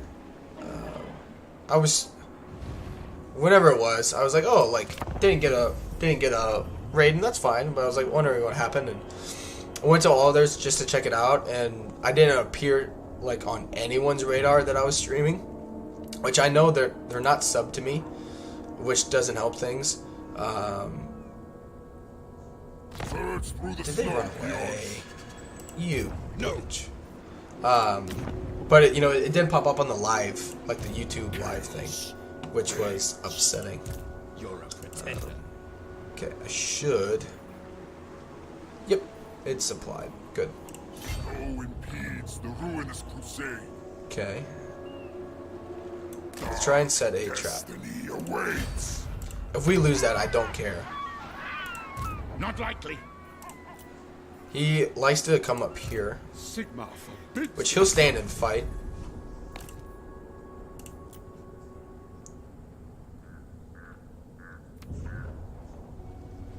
Oh, okay. Yeah, he'll attack that. That's fine. More experience for me.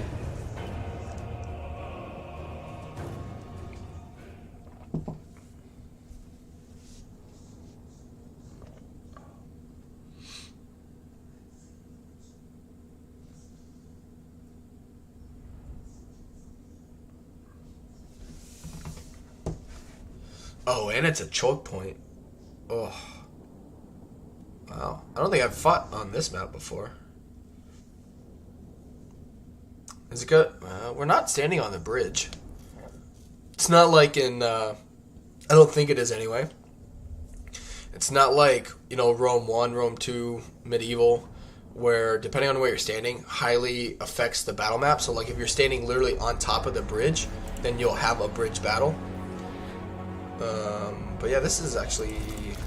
I mean, it's good and bad, because I can't really use my cavalry the way I wanted, but that's okay.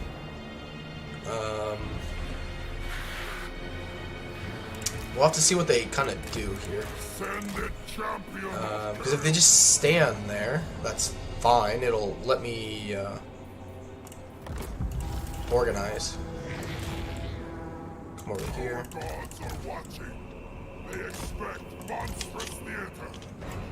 What are they doing? What are they doing? Okay, they're coming at me. Get up here.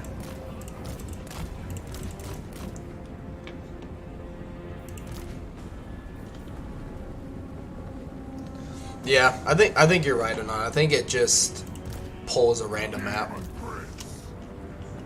Which, this is just the first time I've actually seen this one.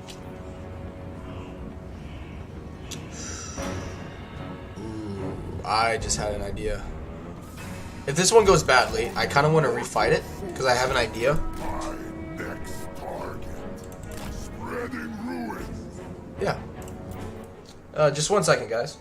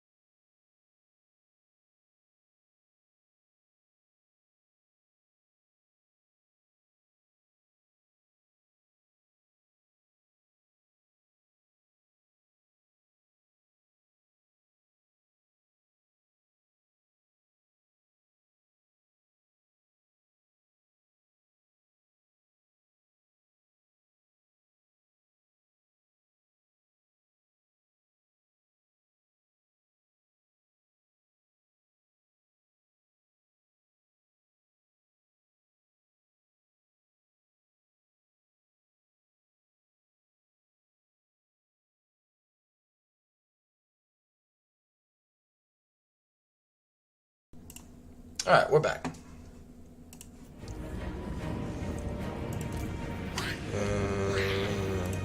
This is gonna be close. That'll be a good cast right there, though.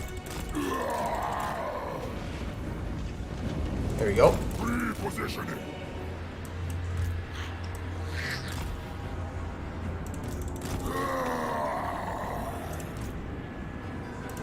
Supreme Demon. I will raise it.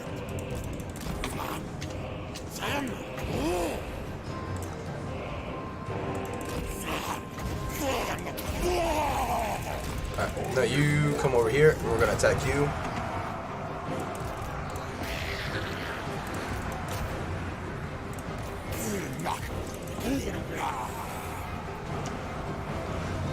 They just get wrecked right at the freaking beginning. Alright, stay away from him.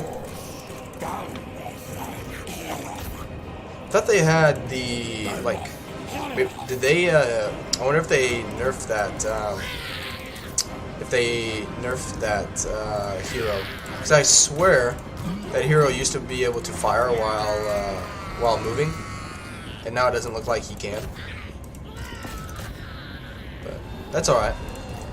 Just requires a little more, don't want him to get wiped out.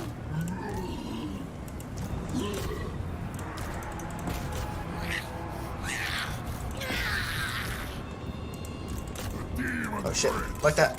Get out of there.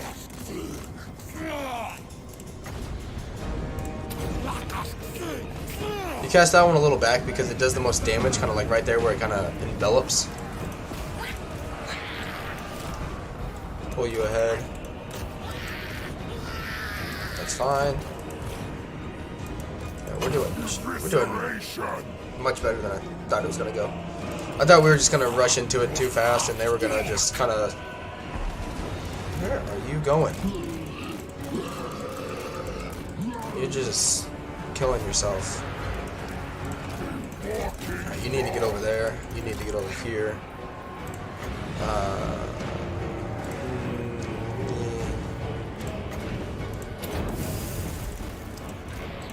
Keep chasing them.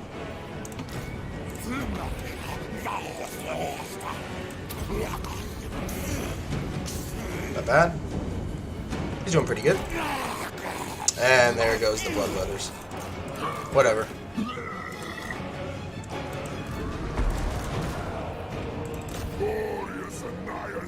If they would have lasted about 40 more seconds, I could have saved them. Alright, now let's run as many down as possible.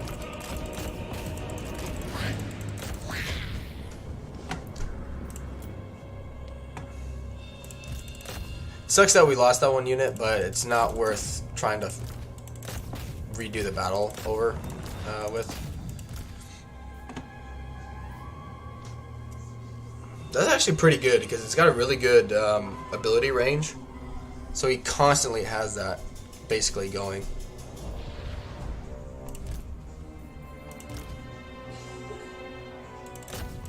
I have noticed it happens from time to time.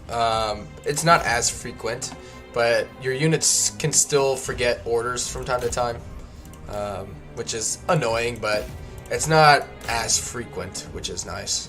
It used to be like every freaking 2 seconds, you know, especially in sieges, where they would just simply forget what you told them less than a second ago. But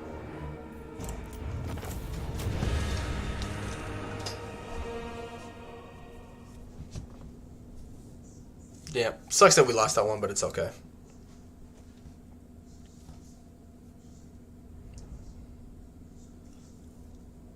It's still weird for me to have melee infantry. Like, my initial instinct when I did, like, my very first campaign of these guys a while ago, my first instinct was just to, you know, Warhammer 2 style it and get rid of all melee infantry and just go all missiles. I'm trying not to do that as much because I'm trying to learn new strategies. Since in Warhammer 3, newer strategies are ever, you know, always coming up because melee infantry is becoming more useful.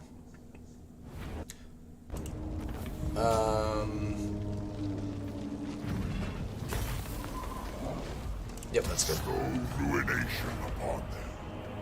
I don't know where they went. Good. That made him much more powerful. And yep, tier 2. Demon Prince. Demon Prince. Good. A boon to the great reaping. Should. Nope. There we go. Hit points plus ward save. There we go. Should have. Because, yeah, he keeps his ward save, gets more hit points. And the ability Winds of Change is not, even though he's not doing the spell casting, it'll help the iridescent horror.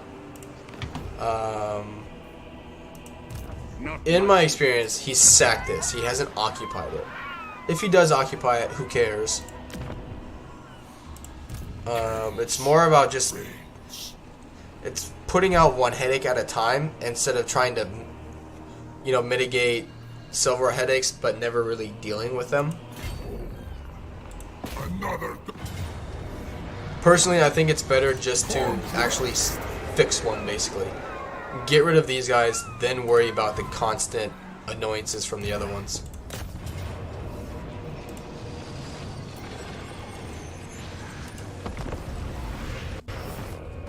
You can't get rid of all melee infantry. Yeah, that's true. That's true. But the answer to that, you know, for some people is just, well, don't play those factions because they don't want to use melee, and that's fine.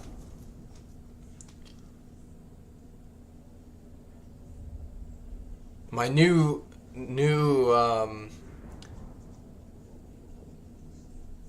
belief, or I guess motivation to try new things is, you know, I mean, it's why I'm playing the Legion of Chaos. You know, if I run it to do like a, you know, I'm back, kind of like, you know, sorry I've been gone kind of thing. You know, I would have done any other campaign really that I have experience with.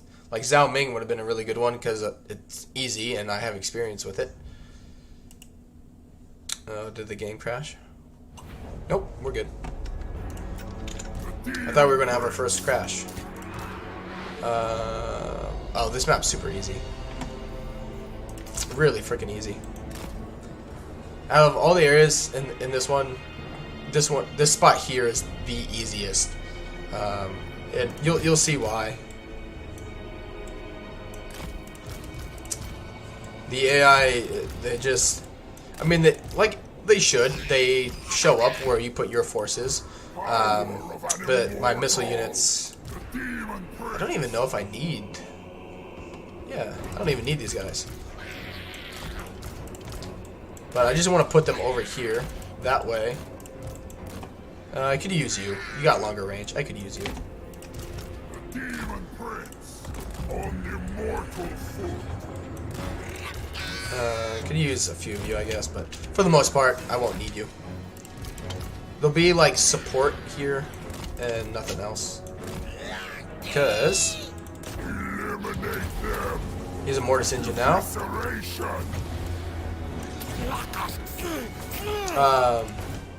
Unless as I agree, focus on one problem instead of running around trying to fix them all. And to people who don't want to play those factions because they don't want to play melee, I'd say do whatever you want, but realize you paid. Yeah, exactly. Like, you didn't pay just for the, you know, you didn't pay just for the missiles. You didn't pay just for the magic. You paid for the whole thing.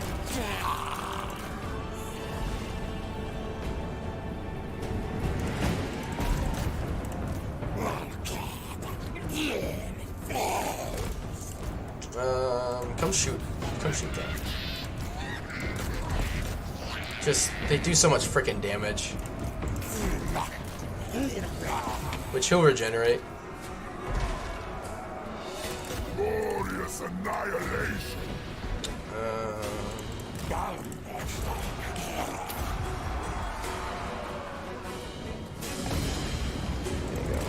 Have fun.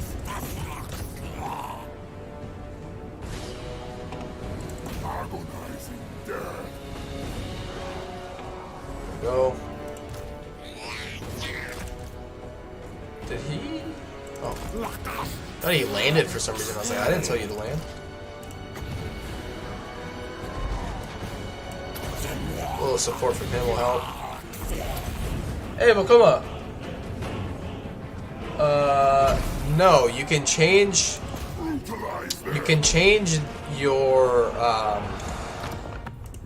you can change, like, the player color and the enemy colors, which is, like, your health bar and whatnot, but you can't change the overall UI just yet.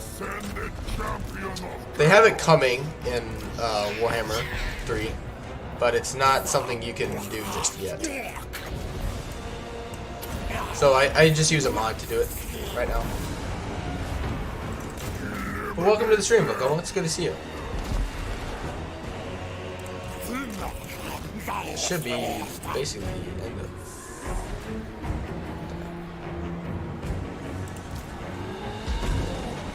Hey, Pastor, what's up? How we doing? Yeah, welcome everyone. It's good to see you. Apologize about my voice. Not good.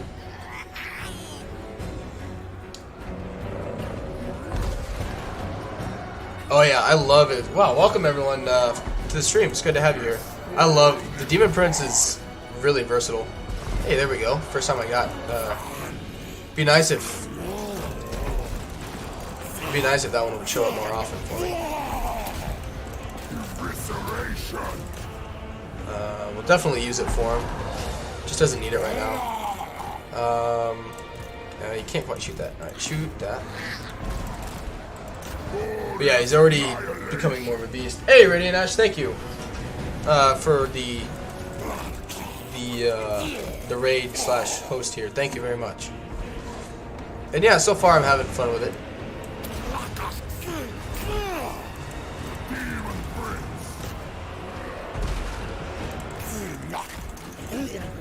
There we go.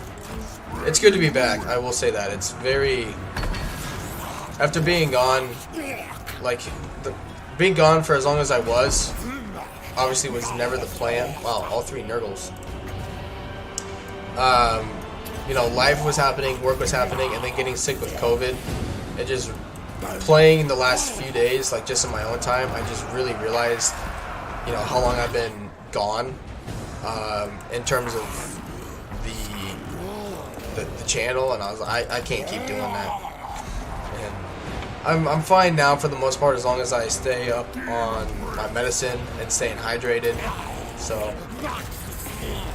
alright, since it's full, let's use you. He's doing his fair share too. Plus the towers keep targeting him instead of Ragnar here, which I went with Ragnar not for any particular reason. My ancestry is Norwegian, and my fiance and I started watching the Vikings TV series yesterday, and the main character in the show is named Ragnar. So I was like, yeah, why not? Yes, I am vaccinated. Yes, I did the Pfizer vaccine. I've had both of my shots. I think that's the one that you have to have 2 shots, or maybe they all do. I'm not sure. I just think it's the Pfizer one. We'll just keep fighting to let him heal, but he's getting better already. Quit killing. He needs to be the one to kill him. Yeah, it definitely hit me a lot harder this time. I had it when COVID kind of first became, you know, a thing back in 2020. I do apologize too that it's so dark here. It just helps me right now.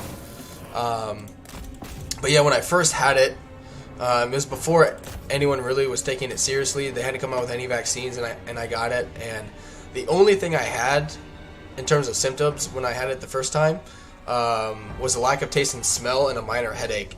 I wasn't, I really wasn't in too bad of shape, all things considered. But then this time, it just kicked my ass. I started having symptoms Sunday. Went to work Monday feeling a little worse, and then Tuesday, I mean, I slept and laid down like all day. Like, I didn't do anything. I wasn't on my phone. I wasn't on the computer. I just slept. I had the cold sweats, the chills, body ache, soreness, headache, cough. I mean, you name it, I had it.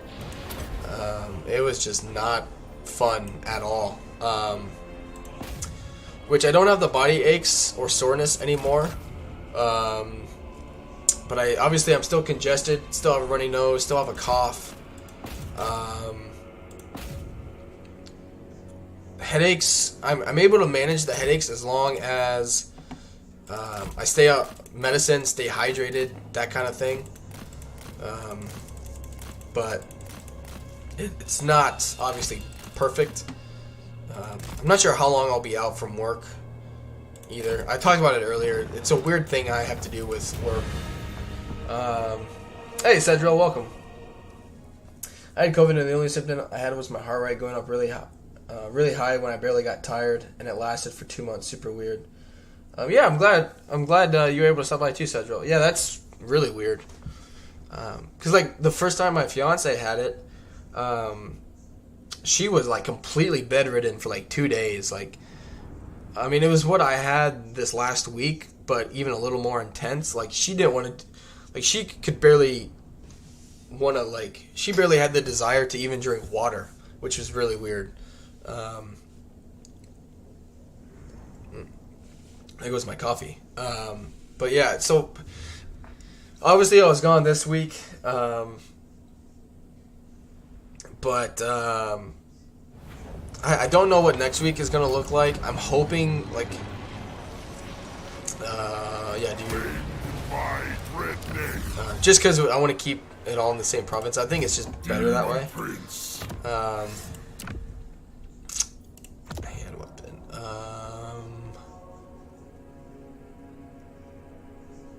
Armor. Oh, because I don't have. It's the right arm. What's the right arm? More blow. So 60%, 35%. I'll take that. I mean, it's the same one, right? Yeah, 15. Yeah, so it don't matter. Chaos reigns. Good. Next turn we can get, or next rank up we can get Room Archer. Chaos. Let's stand out of the settlement so our recruiting doesn't get halted. I require. Excuse me. But yeah, for work, it's really interesting. Not that COVID's interesting. Let me preface that. It's just interesting on how companies are handling COVID differently. Yeah, there's no way we win that. Like, I know some places that are like, stay away. I know some places that are making people deal with it. And then my work, luckily, is not a deal with it scenario. But they actually hire a third party to determine when I'm allowed to go back to work. So instead of my bosses determining it, I basically every single day I have to answer the same questionnaire every single day and send that in to management. They then send my responses off to this third party, to this other company, and then they determine, based on my responses, if I'm allowed to go back to work. But I have to be, be off medicine for 24 hours before I'm allowed to go back to work.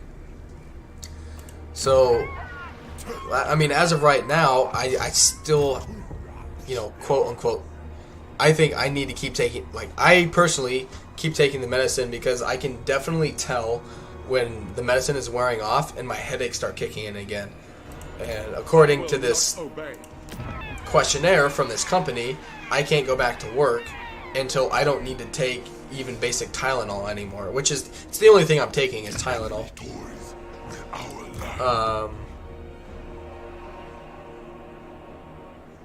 but still, it's just, so I don't know how long I'm going to be out. Luckily, I have paid sick leave, and it appears I have like COVID leave too. I don't know how much of it. It's something I need to figure out. Because so I was gone this week. I'm supposed to work next week, and the week after that, I'm gone for a week for my wedding. So if I say my and I've been the way I am now for the last 3 days, and it isn't getting better. So I don't, because like some places I know I've been doing like 5 days, and then the person goes back to work with a mask. So I don't know if the 2-week thing, like I don't know what's really changed because I haven't had it in 2 years. I just don't know. Alright. Problem is, if I force march here, he'll just run away. If I go into ambush stance, he could take that, or he could still just run away. I think it's better just to occupy this. Stragglers will be slain. Yeah. Crushing maw. Can I reach this next turn? It says I can.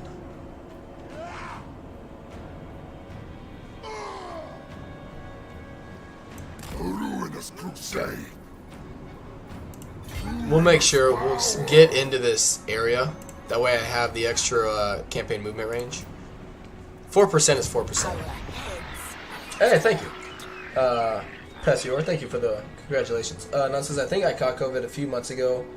Had a high fever and body aches for 4 days, no other symptoms. Had both vaccine, put out the boosters. Not sure what else it could have been. Yeah. Excuse me.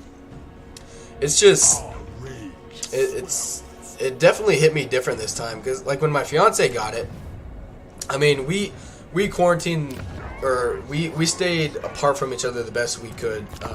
We have 2 different bedrooms. We slept in different beds for 3 days, I think. Didn't touch each other, didn't kiss, didn't do any of that. We tried to keep the 6 feet of distance as much as we could. And then, like, even when I started developing symptoms, I was like, oh, it's not a big deal. Like, I had it, a few years ago, and I was more or less fine. Like, it really wasn't that big of a deal. And then, so I was like, yeah, I knew it would have lied to me.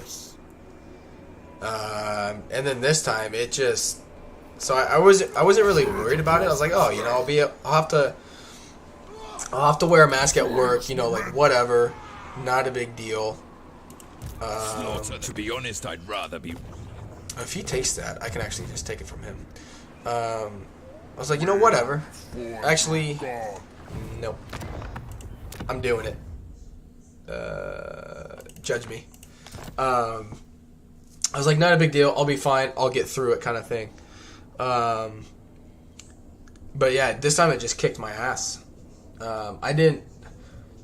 Tuesday, I didn't eat anything other than chicken broth, like soup. It was rough. I didn't really get my appetite back until, today's Friday? Like Wednesday night. So I didn't have my appetite really for like 2.5, 3 days. I had like 4 doses of COVID vaccine booster shots already. I wonder if we'll be required to have another one soon. Because I heard that craft is starting. Oh yeah, it's definitely back. I mean, I don't think it's quote unquote back. It's always like stuck around and been here. It's just, adapting, I guess, and new forms of it are showing up. Luckily, I'm at the age where, the survival rate is more in my favor. I'm not in the susceptible group. It's definitely been a little more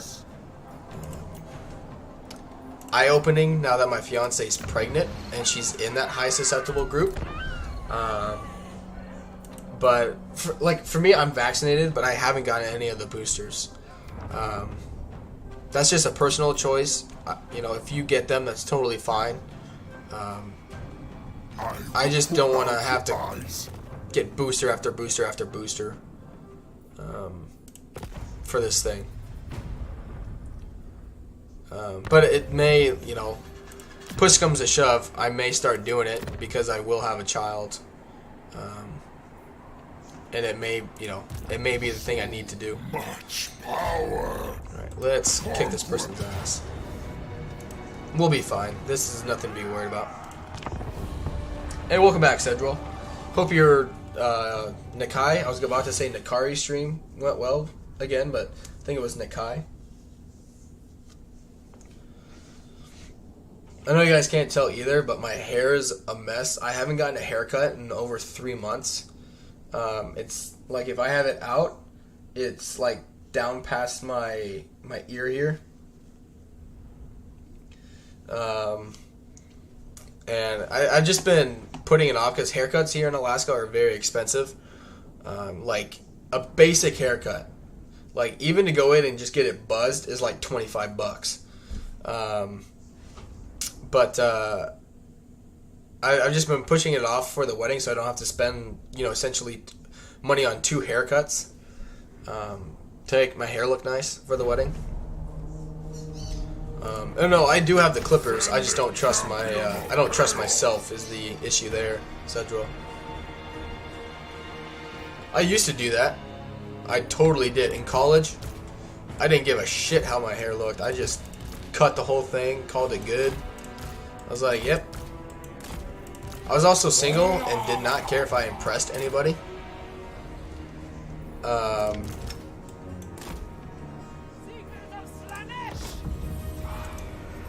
Come over here. You can come in here.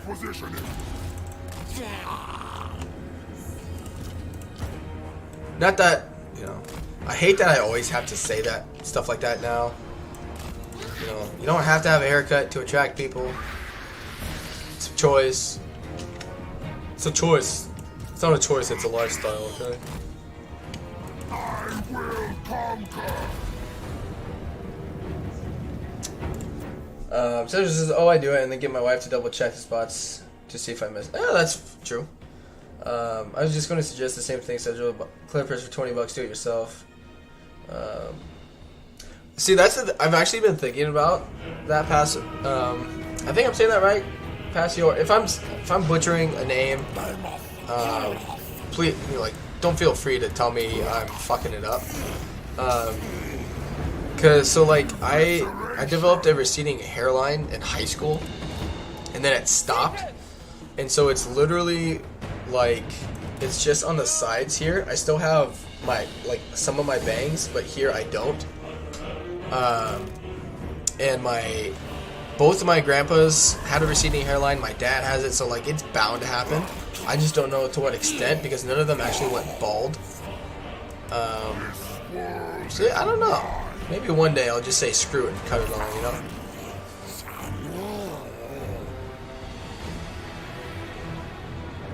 Anyway, it's just a name. I'll post so you won't read it. Fair enough. Fair enough.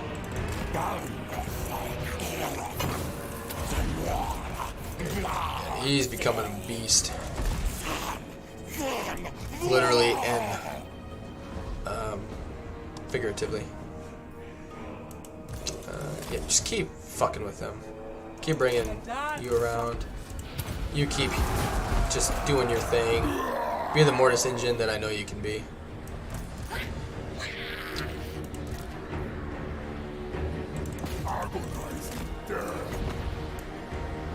Honestly, I could see these two being, and I get a plague-ridden hero, get a Nurgle version so I can heal him, you know, faster than I currently am.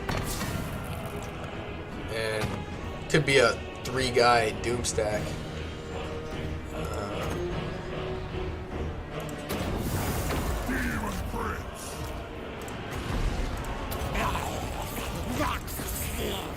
He's actually pretty good at beating up single entities.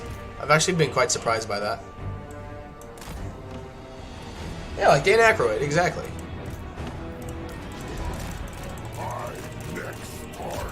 Those frickin' javelins, man. Piss me off. Come shoot him. Those javelins just do too much freaking damage. He just got hit in the freaking back. There you go. That'll shut him up a little bit. But yeah, he's doing fine.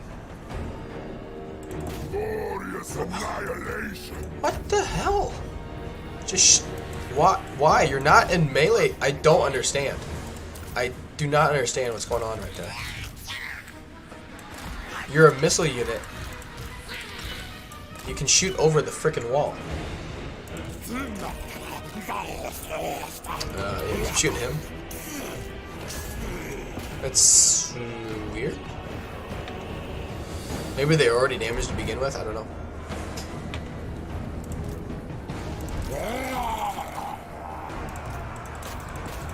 No, keep attacking him. Yeah, like what? What are you guys trying to do? I don't understand what they're trying to do. I really don't.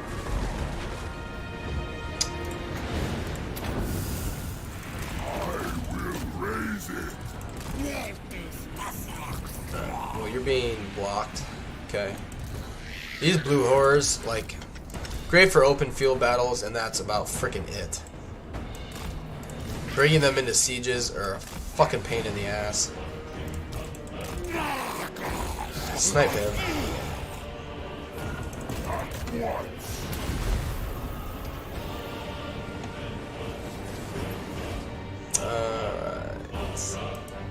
You come back up here.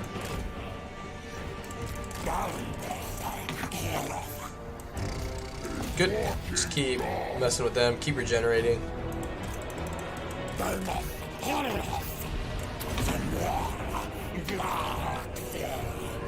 Yeah, if only we had more open field battles. There we go. He doesn't have like any armor, so them being armor piercing doesn't matter. You can scoot up. Why are you... Oh, because they ran this way. Okay. It's like, why are my units killing each other? Kill their lord.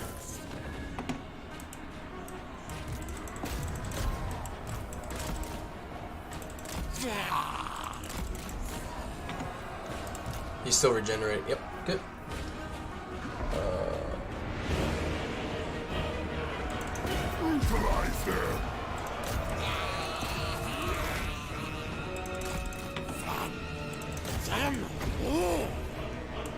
There we go. Good chunk of damage.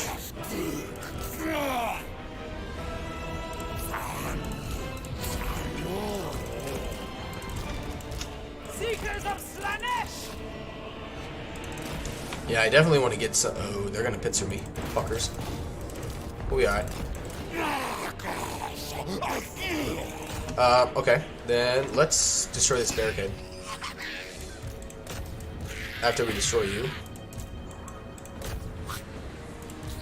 What in the actual fuck was that? Okay.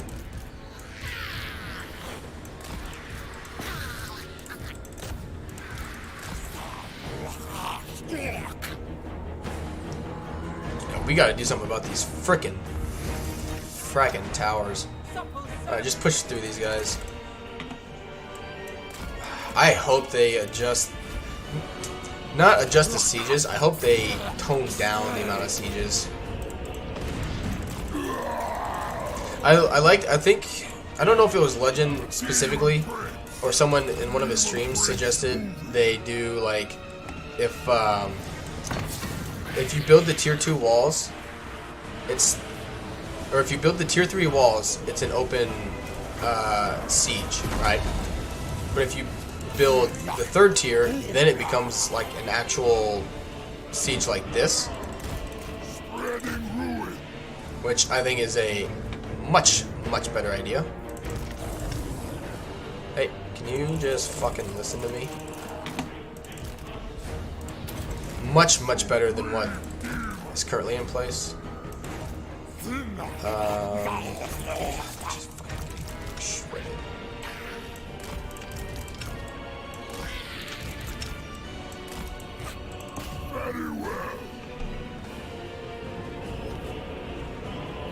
I mean like to capture the point so the towers go away.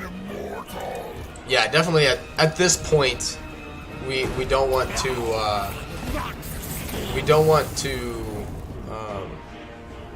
destroy a tower by shooting it.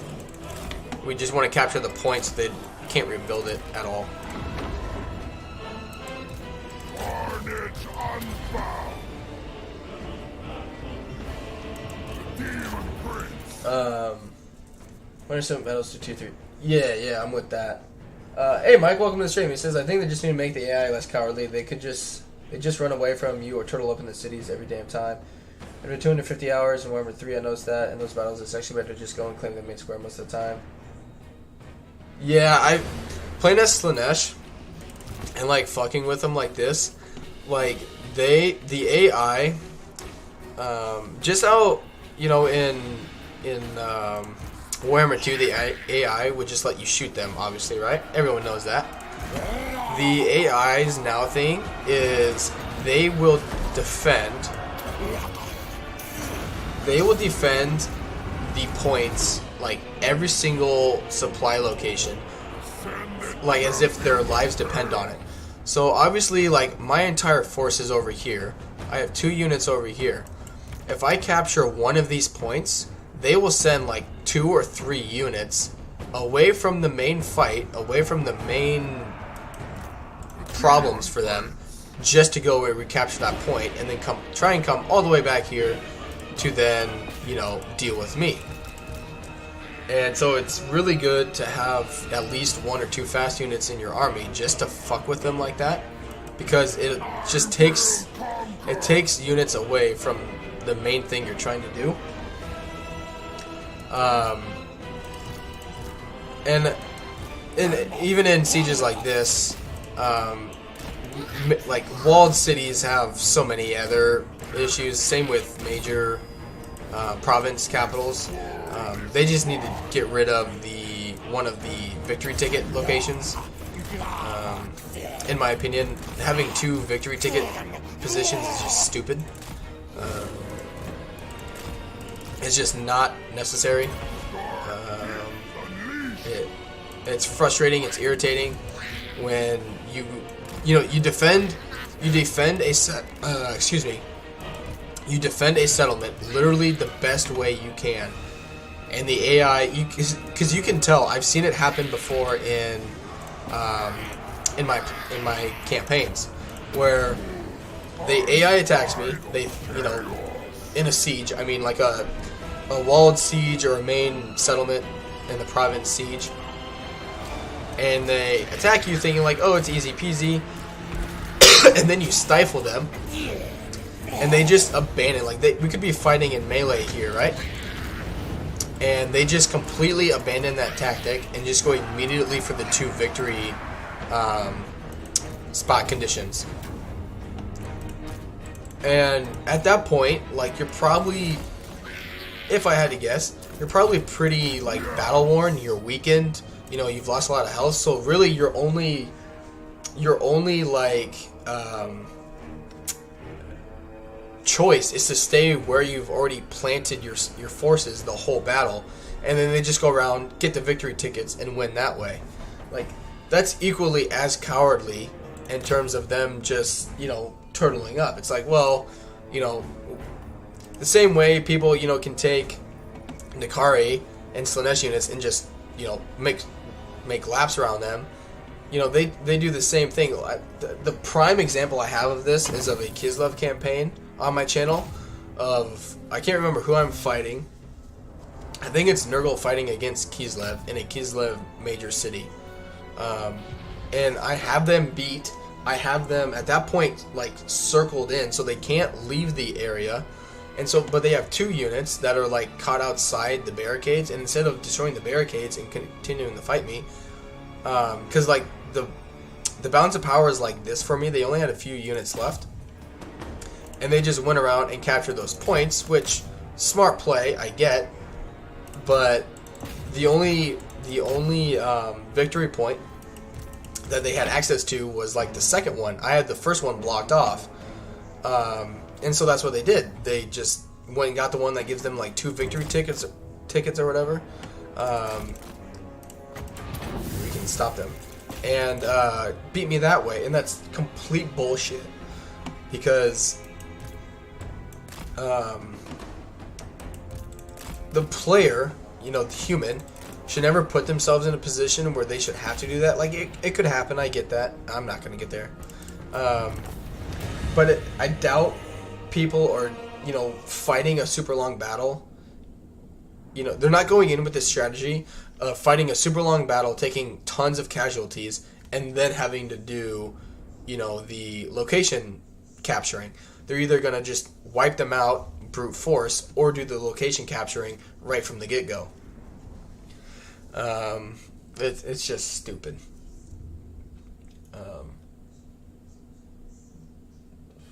I think a major reason why we get so few field battles compared to older Total War games is you can't recruit units in a lordless army. This results in fewer armies on the map. Yeah, I could see that. I still, they gotta do something though, because I'm with them. Like, you fight one minor siege battle in an area, you fight them all. Vanguard, the ruinous crusade. There we go. Cool. Alright, now we can get focused on Nurgle. Demon Prince. Good, Root Marcher.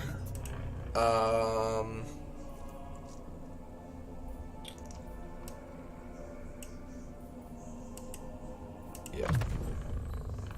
Benediction from the gods. Can afford it. We got good amount of cash saved up. Okay, offhand. Yeah, that's fine until we get the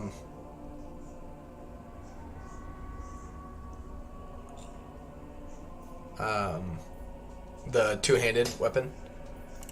Nope. Tail is fine. Legs.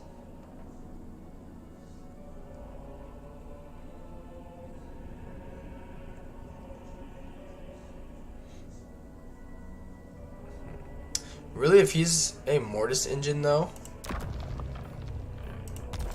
he's not going to be,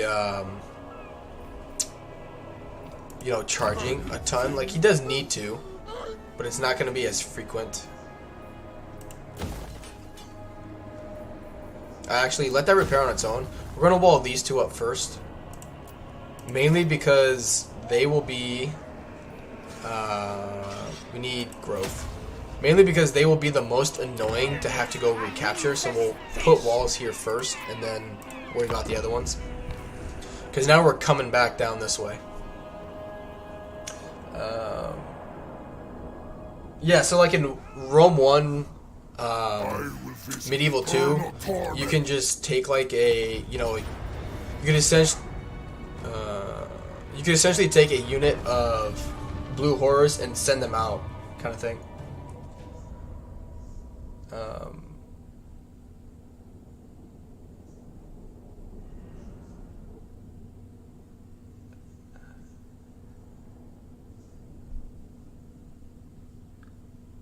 Mike, too late, bro. I already canceled you on Twitter.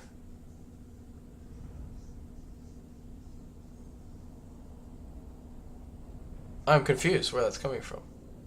It may have something to do with what I said, and I totally am just blanking on it. But luckily, I don't have Twitter. So. And also, says General Lords work different. You could just recruit them from a pool. Yeah. I like this system a lot better. I like the fact that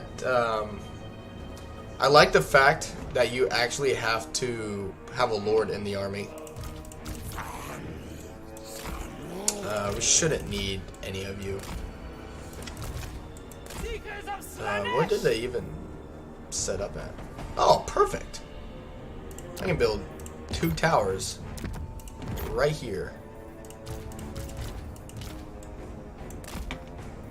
Let you walk into that. No, I got rid of Twitter back in back in high school. Twitter was is so stupid in my opinion. Demon Prince. It's one of the worst platforms to try and have a conversation. Or like debate or conversation with people. Like, and that's the sad thing is that people use that for that purpose. And it's one of the worst it's one of the worst outlets to do that with. But, in my opinion, I totally get that Twitter can be fun and useful in terms of making announcements, but it's just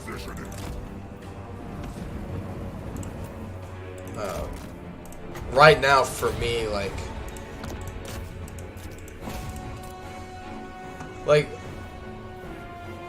for Legend, it makes sense to use Twitter, but he also could make a post on YouTube about something with the channel or whatever. He doesn't have to use Twitter, but he does. Oh shit! Oh shit!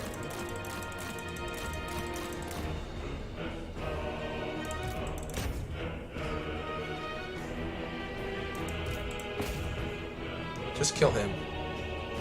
You almost died. Alright, now go away. And let him just eat people up and heal. Yeah, you have the Steam community tab. You have, which you have to be monetized to make YouTube community posts. But I mean, there's so many. Like Twitter should be, in my opinion, like an announcement platform. But that's obviously not what people use it for. That's whatever. Do what you want with it. But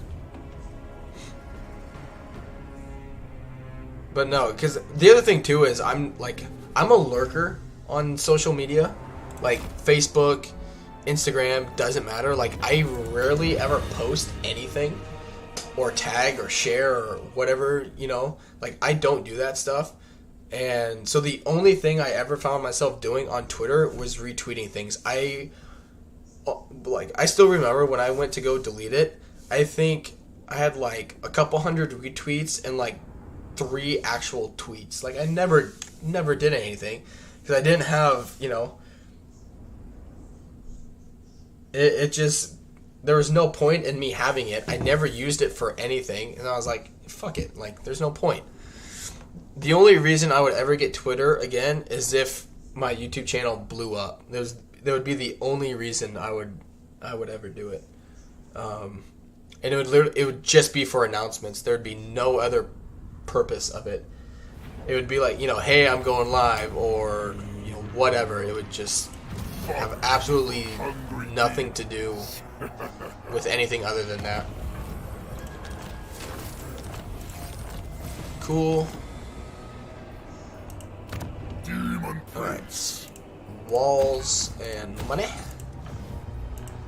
Demon I hope you guys are enjoying the campaign so far. I know I am. I hope you are. I have ascended.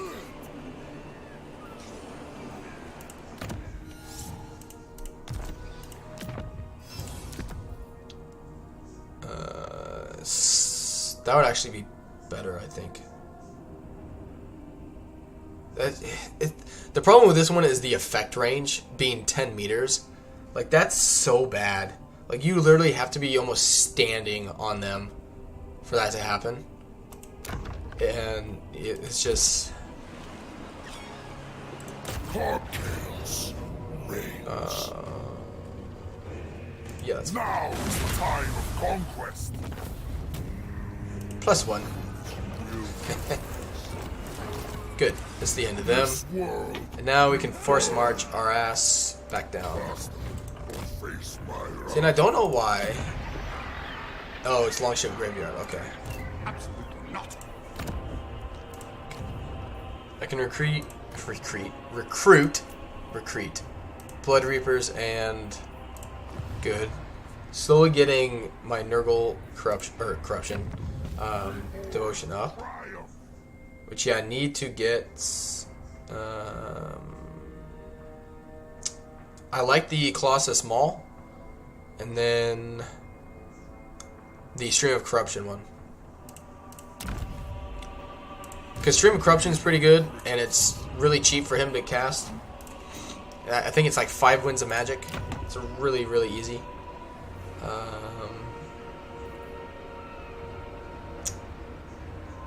Why? Provincial instability, -8.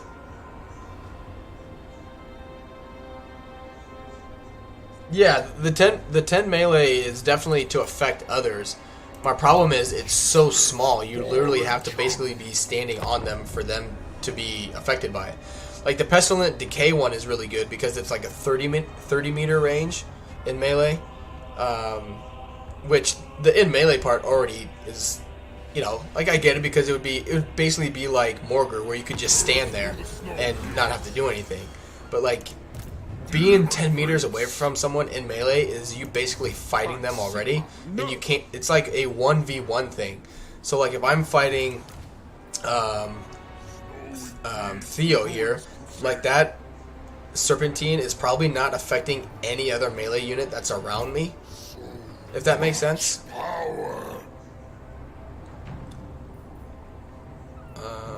He'll run away.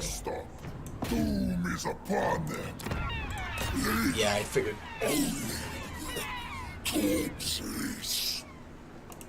Hellish power. It would be great if you could get the... On hell's I want him to attack. He won't because I'm stronger than him, but I wish he would attack me. Alright, get that upgraded. That's good. Good. Public order is finally stabilizing.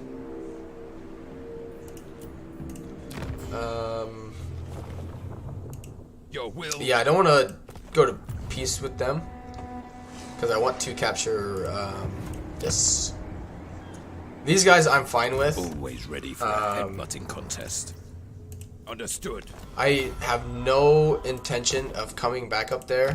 Same with Take what's theirs. these Yes. guys. To be honest, I'd rather. I don't be want an raiding, alliance with but them. you I have just done. don't want to have to worry about them backstabbing me. Which they like me a lot.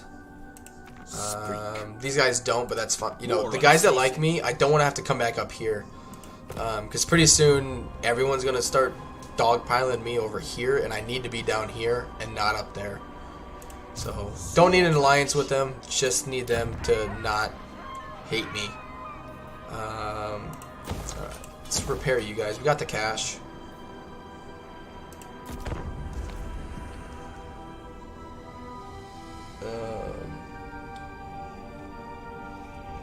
So, yeah, I've noticed that already with some of them. It's like, do you want armor piercing or base damage? Which I like armor piercing.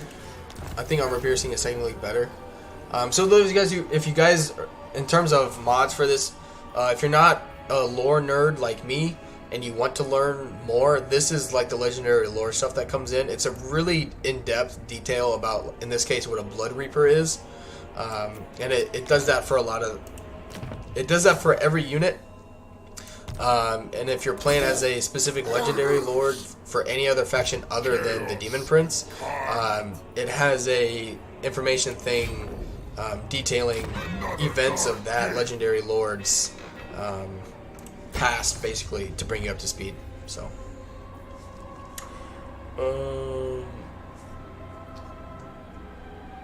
I'm fighting. See that name there? Theo here, yeah. I refuse. Theo. Supreme Well, he's about to die. Is what's gonna happen to him. At least they added upgraded spells. It was so strange that yeah, I'm with you on that one. Him compared to when he first came out is almost night and day. So much better than what he used to be.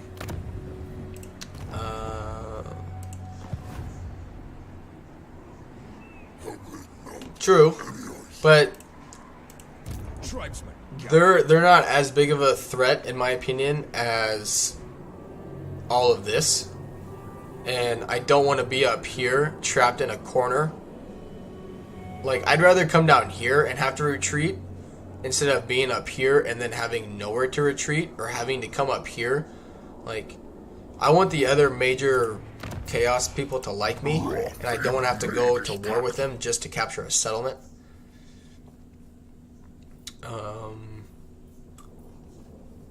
It's fine.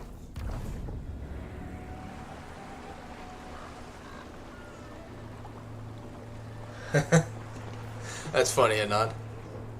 Yeah, I'm really enjoying Slaanesh, and so I read a ton of stuff about Nakari and him fighting the elves and or the high elves and dark elves. I really enjoyed that. Really enjoyed that stuff.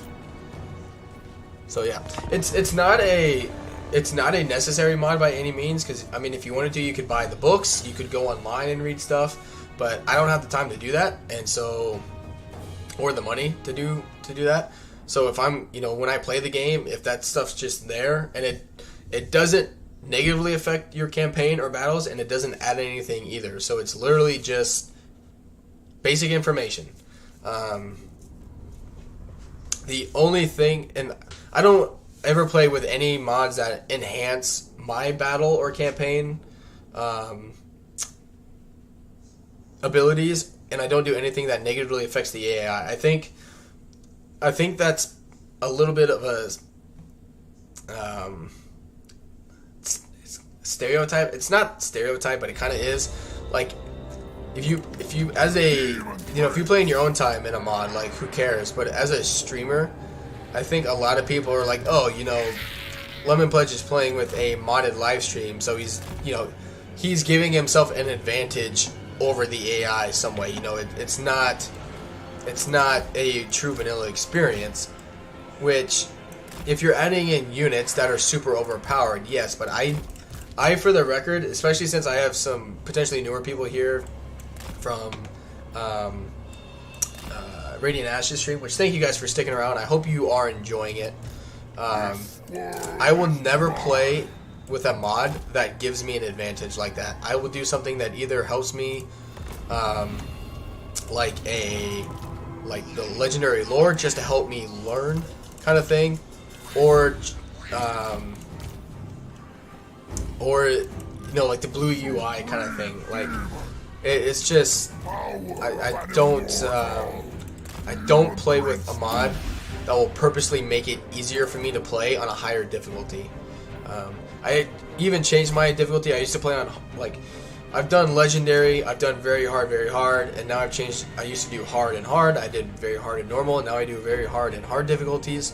I've messed with it a lot. I'm not going to play on a harder difficulty and then install a mod to make it easier to play on that difficulty. I'll just tone down the, I don't have a problem with people that are doing it, but if you install a mod to make the game easier, just play on a lower difficulty. Play, because I noticed on the campaign, like the hard campaign difficulties, like the AI for me was just too passive. Like, legendary, it's just too extreme. Very hard is perfect because they're more aggressive. Especially when you are weaker than them, they're more aggressive to you. It helps you set up traps easier. But if you play lower, they're just so passive. Like, they could overpower you, and they're still not gonna touch you. Which, that was just annoying. Like, they just, fall into my traps kind of thing. I'm just letting magic regenerate or recharge here. That's all I'm doing. But with the battle difficulty itself, I know it's the AI. I know they're not smarter than humans. I shouldn't say that about myself, but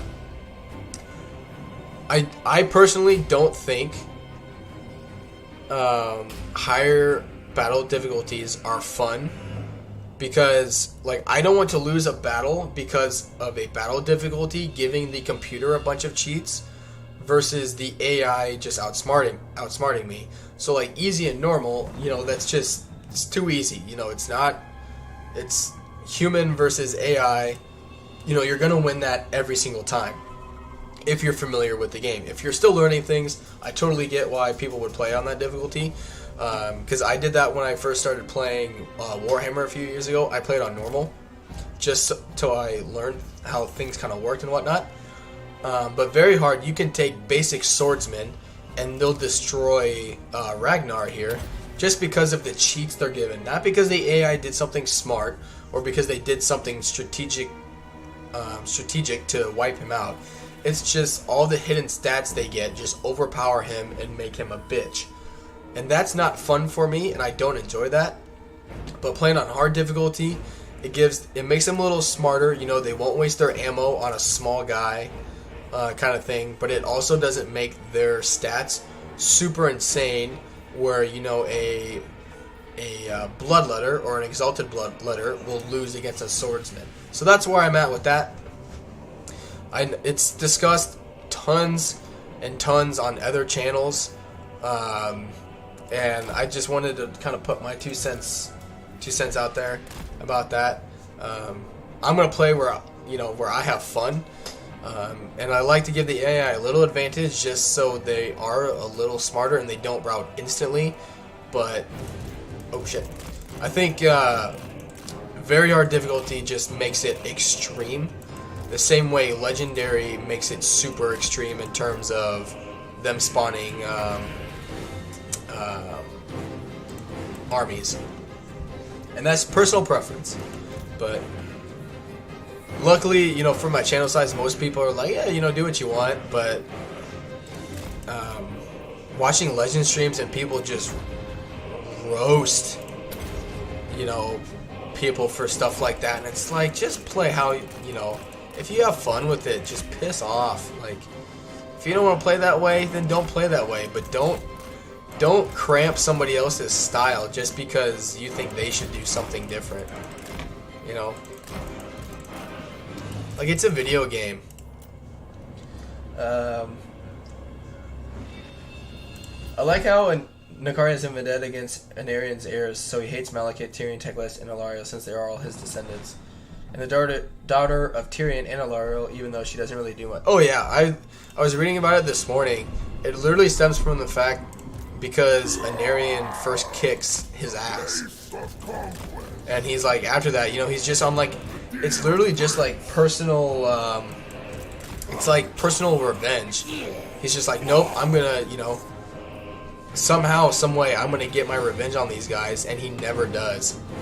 Malekith kicks his ass, Tyrion kicks his ass, Teclis kicks his ass every single time. And you know, he can literally, you know, Nakari can technically be classified as an insane person because he does the same things over and over and over again and expects a different result. But I did enjoy, like, one of the legendary lore things was when he tries attacking Malekith at Nagaron, and his plan at first works really well, and then it just backfires drastically, because mainly the whole time, if you guys don't know, from the legendary lore things, which I'm not saying they're 100% accurate, I'm just taking their word for it that they are, but he basically attacks Nagaron, and just is like wiping them out, but Malekith is just like watching, basically, like just picture like him sitting back, like he's ready for war, but he's just sitting back watching, laughing, you know, letting Nakari think that he's winning, and then literally at like the final possible chance for Malekith to step in, he does, and then kicks Nakari's ass. You get in here. Glorious annihilation.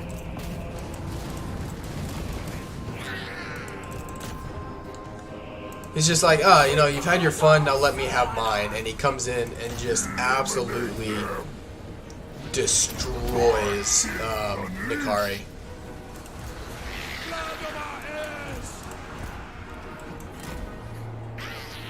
See, I can't emphasize it enough.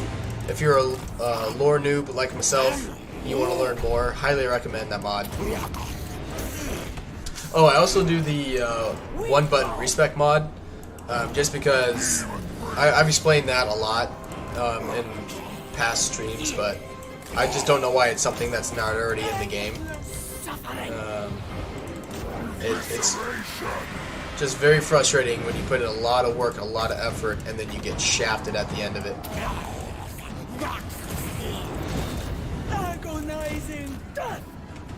My take though is, even if it's fantasy, I want battles to make sense. Unit of Storm Militia should not stand a chance. Should stand a chance against a troll or demon. I'm the exact same way. Like, I get some people, especially like people in like Legends scenario where he's just so good at the game, he needs that extra challenge, and I get that. But if you're not there, or you're simply putting yourself through the pain of that because it's what, you know, Legend or other streamers do, that's defeating the purpose. Like, if you're not having fun with it, don't put yourself in that scenario if you're not having fun with it. If you are, great, but if you're not, don't subject yourself to it.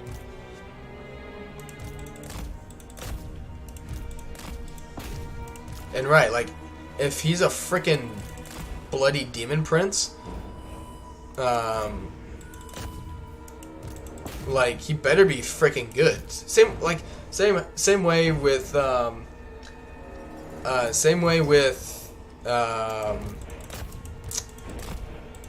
same way with like Scarbrand being OP, Nakari, like, it's okay. They should be. Like, I really hope when Immortal Empires comes out and Be'lakor is released, Be'lakor better be a frickin' stud, and you would expect him to be. Yeah, Malekith enslaves him after that. He with his sword, he like cuts off one of his horns. And from what I read this morning, they're both like really tired from fighting, and he calls, like, Nakari has him like up against a wall with his like pincer claws, his crab claws, and Malekith uses his sword to call down like a dark thunderbolt basically, and like knocks Nakari out and then enslaves him. And then he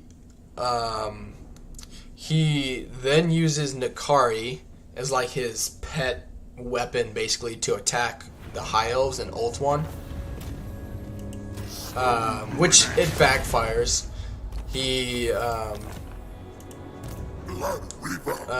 Because at that point, like, the Wood Elves get involved because they're in fear of their High Elf cousins getting wiped out, and there's a whole lot more that comes into it after that. But Nakari eventually gets stopped. Long story short, he gets stopped. Yep, keep going down this. I've never done, so I don't know what's really that good. I know a lot of people do soul grinders or the great unclean ones, keeper secrets, bloodthirsters, that kind of thing. But Chaos rewards me once more. yeah, it's just not worth investing into that now.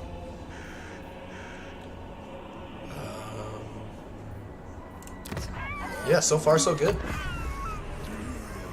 But yeah, basically Malekith enslaves him, uses him as a pet. He escapes, and then goes on like a personal vendetta killing spree, which backfires and gets his ass kicked by High Elves again. This world will burn. Good. Hunger to slay.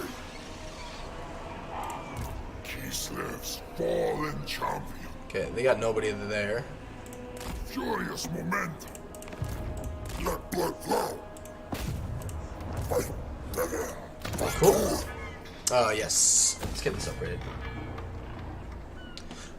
Says, yeah, those upkeep. Now says those upkeep reduction skills at the top are not worth the skill points.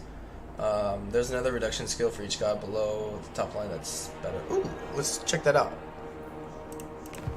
Demon I've really only looked at these first three. Like, I want this because it's faction wide, so that'll be everybody.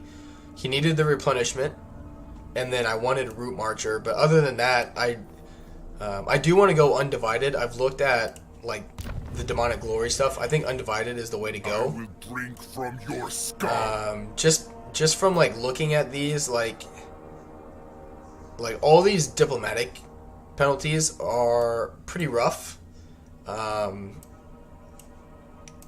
Which, if you go Slanesh, it helps. It really just depends what units I really want to focus on. You know, if I wanted to focus, but also these... getting a little bit of everything up here isn't too bad either. So, I don't know. Plus this, upkeep all armies, recruitment cost all armies, faction-wide global and recruitment duration -1 and global -2 faction-wide is hella good. I just feel like that's a lot better than getting the alternatives. Let's see. Don't care about that. Not gonna worry about that just now, or for now. How close are we to getting? Alright, I think it's 5. Okay, so 550. So next turn I'll get that. So cool. Weak. To think I once feared.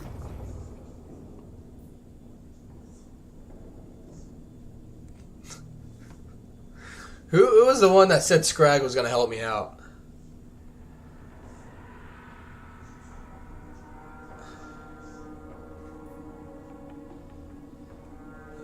Here comes that chick. She did last time too.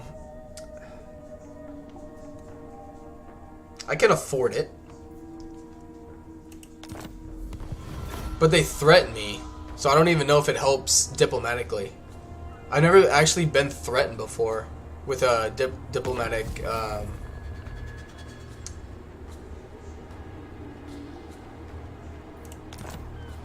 Let's see. Because since they threaten me... Okay, it does help. I could just see CA being like, well, they threatened you. You don't get any diplomatic...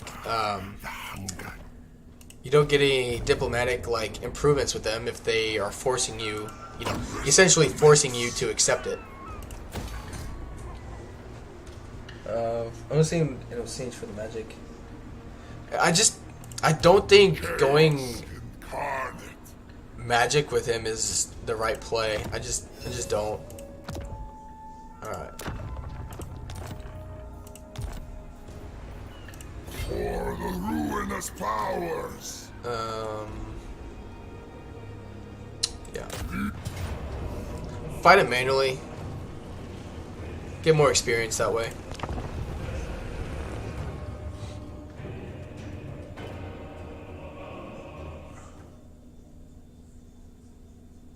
Numerically helps you out. He's at war with the same factions you are, but it's much closer to them. Okay. It might be a good idea then to just keep bribing him. Just so... Kind of like with the other faction. Like the other...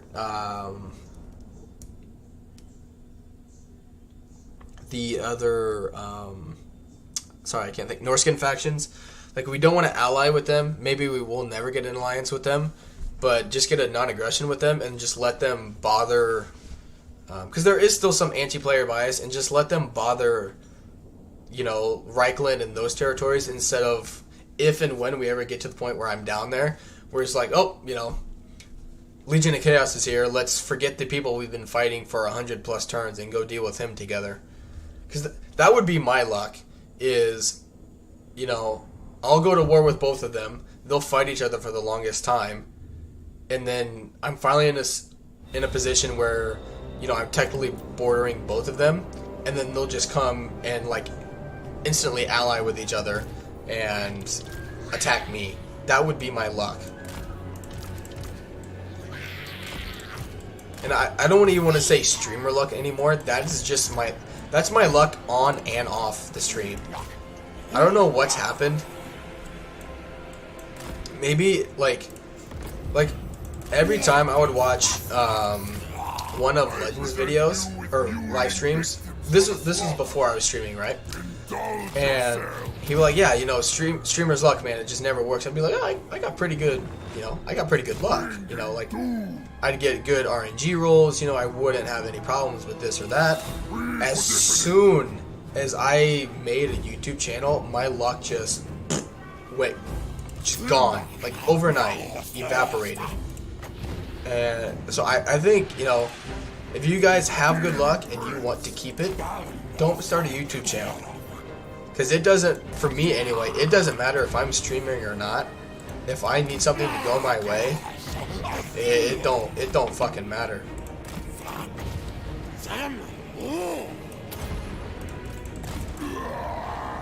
It just don't fucking matter. Alright, let's go up here.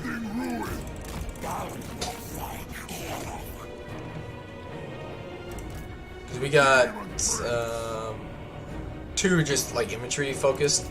All their anti-large and trolls are over there, so let's come over here. Let's go where their units that could actually potentially hurt me are not. How much berry is it? 300.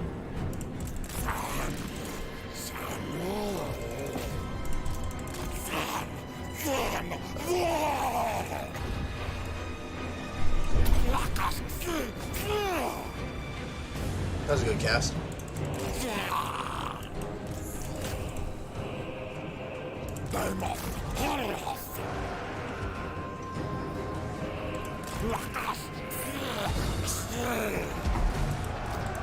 Without mercy, brutalize them.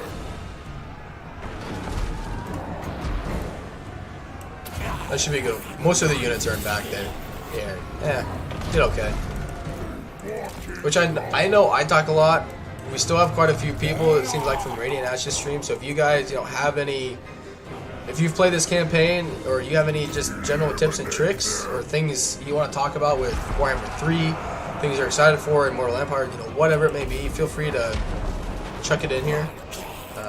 You don't have to say anything by any means, but it just helps to pass time once, you know, we're not in a battle or something like that. Just to have something in the background to talk about and whatnot. That way, you, like, other than watching me, you guys stay more entertained. So I mean, I do enjoy playing the game, but ultimately, you know, I want to entertain people. It's the point of becoming a content creator. You got to be entertaining. I've never done this, but I have seen one person inspect Daniel's army to be anti-large and migrate to Cathay using a rifts and abandon the starting it. I guess that is one thing, you know, you can always do playing the Chaos campaign, is if you're ever in a really shit situation, you just gotta survive, you know, either the first 30 turns or until another rift opens up, and just get the fuck out of Dodge. But, you know, you won't be able to do that, obviously, in Immortal Empires, because that's not an option. Like, you're just stuck with the cards that you're dealt in that scenario. But that's a really good idea. I haven't thought about that.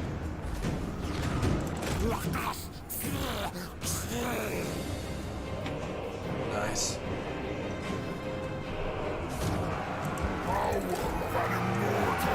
See how he's doing.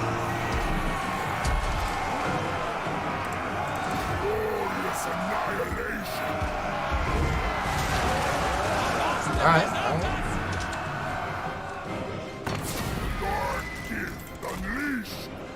That was a good cast. Took out basically 2 units. Cool. I wish there was a way you could affect the that you could affect these chances. Ascended champion of chaos, I will raise it. Brutalize them. I don't know how you could go about it. I'm actually kind of stuck on that thought idea now. I will conquer. Maybe if you dedicate yourself to a god, then, you know, maybe it doesn't, if you dedicate like to corn, it doesn't get rid of the other options, but it gives you like a, you know, like 33%, you know, it just divvies up the chance.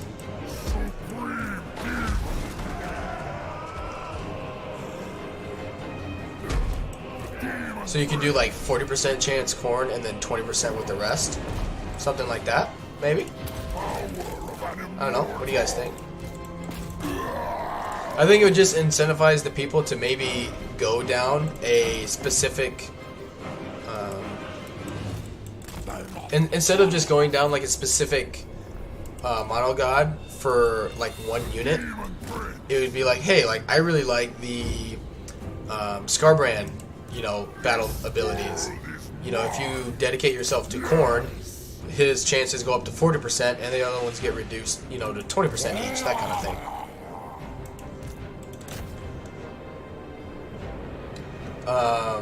Any thoughts on the Southland Thunderdome? Will it be fun playing there or painful?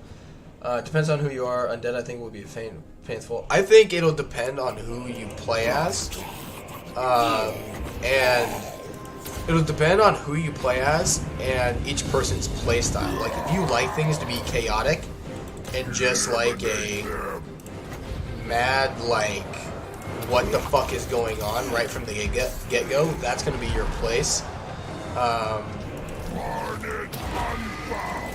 Me personally, I don't know. I've thought about it. I've talked about it in other streams. It'll depend too on all the different types of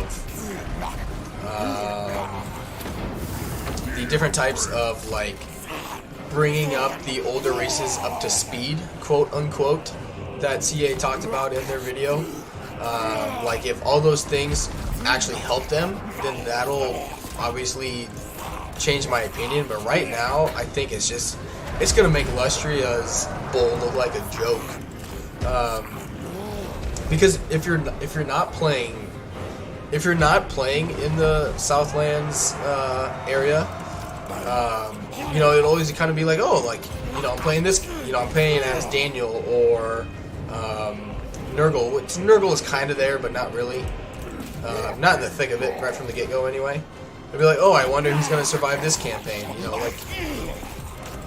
I just wonder if it's just going to be more random on who survives, or if it's going to kind of be...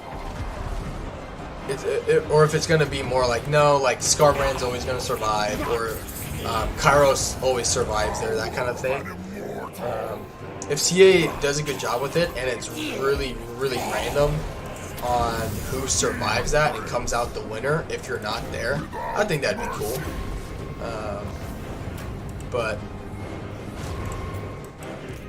overall, I just don't know. There's so much there, like, and that's the thing, like, you can't play like 2 campaigns there, like one being a demon and one being a like non-demon faction, and be like, oh, I know how this works, because there's so many legendary lords there. Like, every freaking everyone is going to be different. Like, you just have no idea. Like, so I don't know. Plus, like, I was thinking about, like, it definitely looks like the vampire accounts have gotten, even though their magic system, you know, has obviously been changed quite a bit. You know, you don't get knowledgeable trade anymore. You're stalled at 100. You can get it up to, like, what, 120 maybe in total. But I like their regeneration things they have. And so technically they're an evil race. Demons are an evil race. So, like, if you were playing as vampire accounts, you know, allying with the demons and getting some demon units could be cool. Or vice versa, getting some, like, actual Mortis engines as the Chaos factions could be cool. So who knows?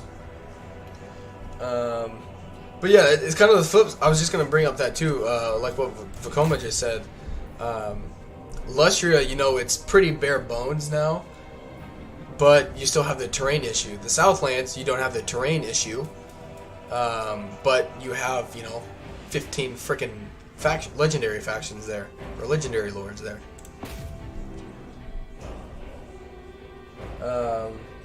Which I don't want, like, because I personally don't think the regeneration stuff like that is broken, because they're already losing other mechanics. Like, you have to give them something.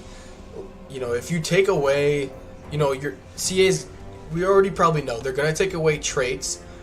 You know, they're taking away magic abilities for, you know, for factions. Like, give them something else that's overpowered or just super strong like that, where, you know, they regenerate a bunch, or Cathay with their yin and yang like fighting system, like that got a buff. Like, give them something to combat all these new changes. Don't just be like, oh, this is really good, nerf that into the ground. This really helps them out, nerf that back into the ground. Like, just, you know, if you want to take a lot of stuff away, that's fine, but give them something, you know. Give them something to actually be able to compete with. And I think for vampire accounts, one, it makes sense to be able to regenerate like that. And it's fun to see. Because I know they were using Graveguard in that example, which, you know, Graveguard are their high tier infantry. So it'd be cool to see, you know, if you, you know, even Skelly spamming or stuff like that. Like, that'd be really cool. Yep. Chaos lives here now. I noticed it's a little more delayed now, a little further in. I wasn't having that issue before. Demon Prince. Alright. I hate that it doesn't show you what's new and available right away. Nope, right arm. I should, yes, good. Good. Yep, I want the regeneration. Yep, that doesn't change. That's crap. And the other ones are crap. Yeah. It's not looking too bad. Demon Prince. Just money. Because he's now we'll go for bloodletting. This world will burn. Because we're getting into, we're slowly getting into, you know, quote unquote evil men territory that don't like us. I serve only the Ice Court. I just overall, like, it depends what you guys think. I'm just stating what I think. I personally hate videos like that, where, you know, something that's really cool like that. Like, don't get me wrong, the missile units firing within a melee unit, that is broken. Like, that's not a strategy that you typically would expect to happen. But regeneration is something that's in the game and you would expect it to happen. And, like, yes, it's a lot of regeneration, and I just hate how everything like that is taken with the same approach on that. It's never a good mechanic. It's never a good thing for a faction. It's that it's always broken. And I hate that. I wish it was different, but it's not. Because if everyone starts saying, like, oh, this is broken, this is broken, this is broken, it gives CA more of a incentive to nerf it into nothing. So just take that as you will, but, you know, if you ever, you know, make a video, you know, myself included, try and avoid saying, hey, this is broken, let me show you how. Just bring it with a, hey, you know, this is something I found with this faction. It's really cool for that faction. It's really good for this faction.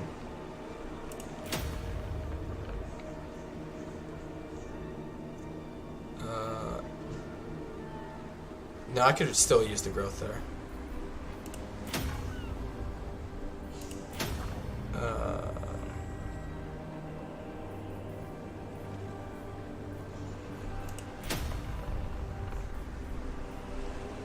They're probably An gonna ice witch detect me. bows to no one.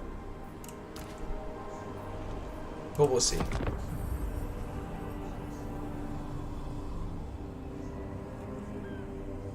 Oh, well, they're dead anyway. I am elevated beyond. He's probably gonna die. And by the time I get down here, he's not gonna be someone I want to worry about anyway. So I'm fine with that. I took the settlement I wanted from him.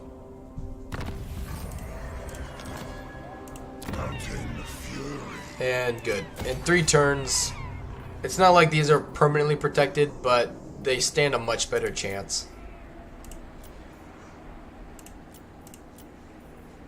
Alright. And you are about to die. Oh, actually.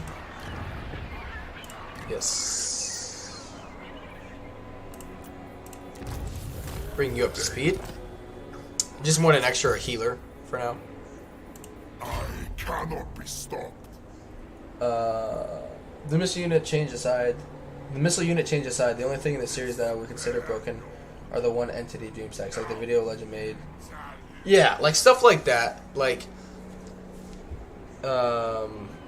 stuff like that is just outrageously insane to the point where, you know, like that is broken. Like that should not happen. You know, putting a missile unit on top of a, you know, on top of a infantry unit, that does not make sense. You know, that does not make sense. That kind of thing. And it's not that that spell won't work. It just won't work to that extreme. And Anticity made another video too with Croak, where his like spells kind of do like a double damage that it shouldn't be doing. So stuff like that will be fixed. It's just right now it's an oversight kind of thing. I mean, let's be real. Stuff like that will be fixed by CA instantly, because they fixed stuff like that instantly in Warhammer 2 when Legend did his Ikit Claw. This is Total War campaign. Like that stuff's really fun. It's really insane to do, but Creative Assembly obviously doesn't want people using one lord to wipe out 2,000 units, or else they would have let, you know, Vecteek the Unstoppable in that campaign keep doing what he was doing. You know, it was because of that campaign that we saw the ambush, you know, the ambush stance, that negative 15% chance. Like that was instituted after that campaign because they didn't want people ambushing all the time as Skaven. So it's just.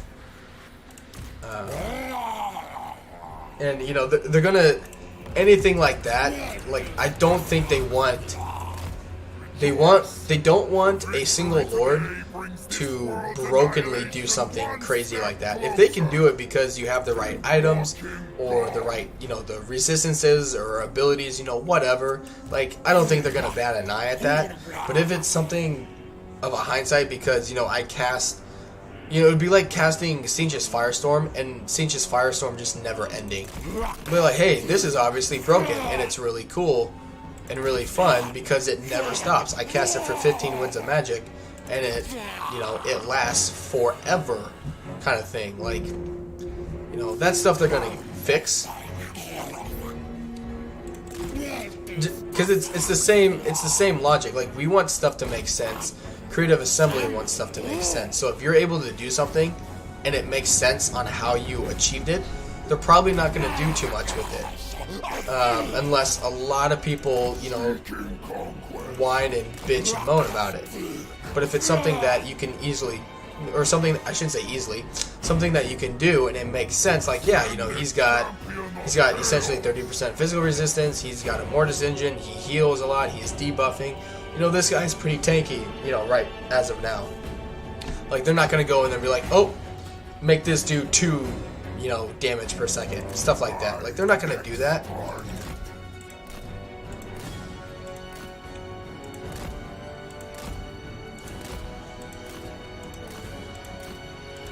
And from what I've seen, to me, that's the mindset they have. Is if something is broken but makes sense, they're not like creative assembly isn't 100% gun ho on fixing it instantly.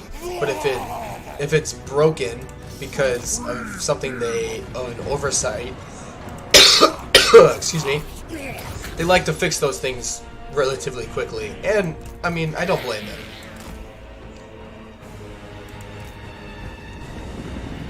But penalizing people because of something they built, because they took the time and resources it takes to actually build something like that, they're not gonna.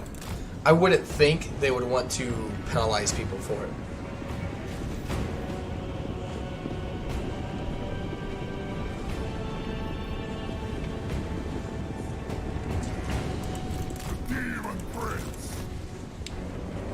That's a good looking blob for another one of those.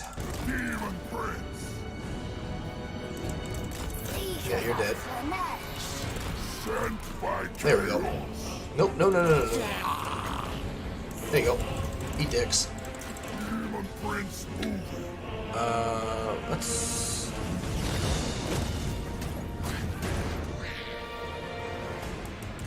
There you go. Good. You did your job. Get you out of the way. Balance of power is clearly in my favor.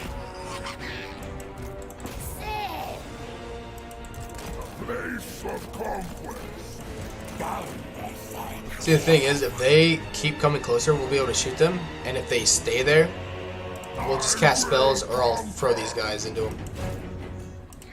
Oh, that lasts forever now, doesn't it? Let his barrier regenerate. I know it's not much, but something's better than nothing. Let's shoot you up.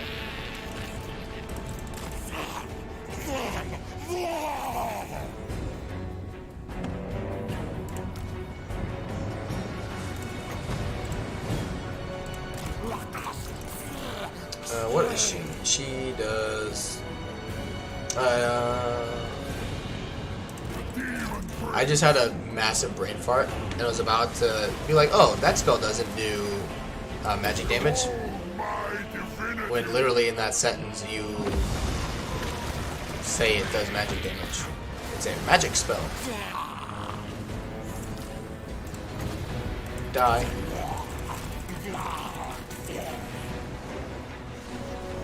I mean, I don't want you to get wiped out, but I don't really care that you do. Because you're shit. And you're just got freaking nuked. Unbreakable Lord. Oh yeah, because you'll just get overrun. Especially if it's a small legendary Unbreakable Lord, you'll just get overrun with capping power. Yeah.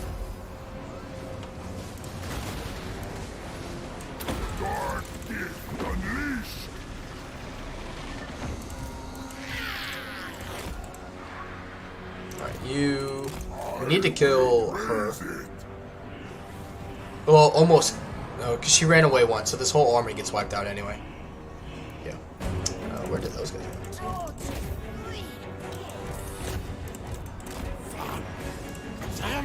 There's the army losses. So we lost, what, 1 unit? I'm fine with that.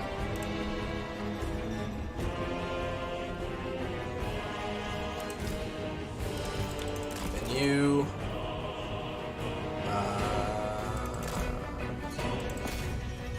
we'll get him healed up back to full.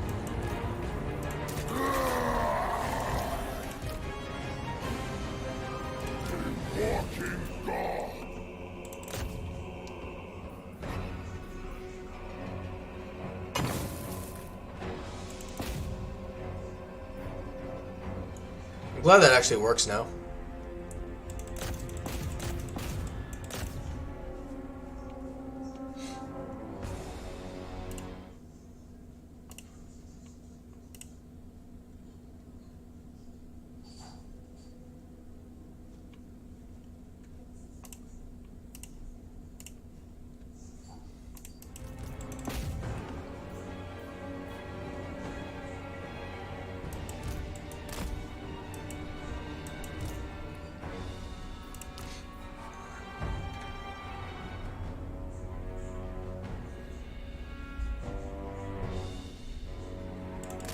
good stuff. That's good enough.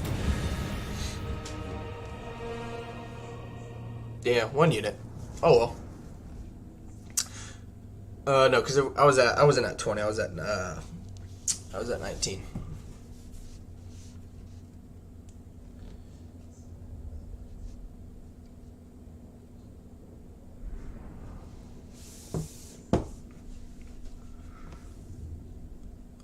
But yeah, I hope you guys like the blue. Excuse me. I hope you guys like the blue UI.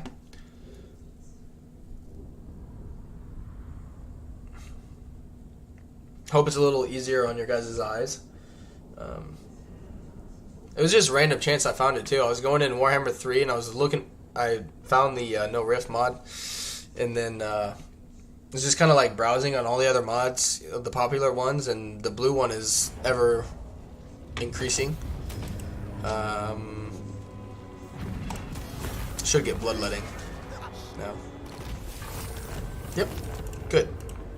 Demon Prince. Okay, good. Surge across this land. Which it sucks that it starts right there, Kislev's but it is what it is. champion. Benediction from the gods. Nope.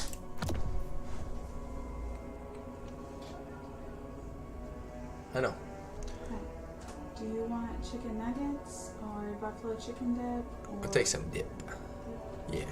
just want you to warm up that whole container? Yeah.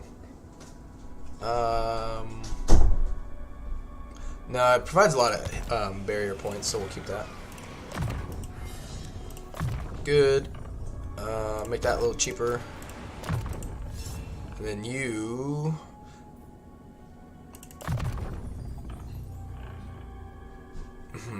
yeah, that's good. Wow. Alright, they didn't come for it that time. I guess now I'm at peace with them anyway. Yeah, good. Public order is increasing pretty steadily. Why is my other types of corruption message? Because that's at 100. Okay. So then let's. So it's at -3. So that would balance it out right now. Okay, let's do that. That way it stops.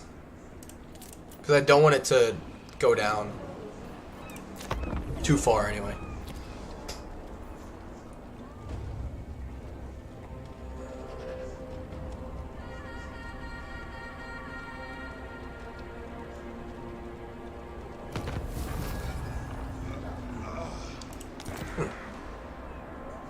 Don't recognize that one. Alright, you need to play catch up. Good. That one should have Nurgle walls then. Tier 3. Chaos incarnate. Yeah. We need to go here. More lands to subjugate. Hopefully. It's a Skaven settlement. So I'm hoping they actually bring back an army and place it here so we can have 2 fights. It's the hope anyway.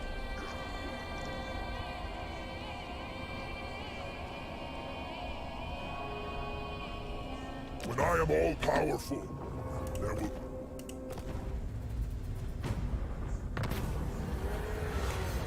Speed.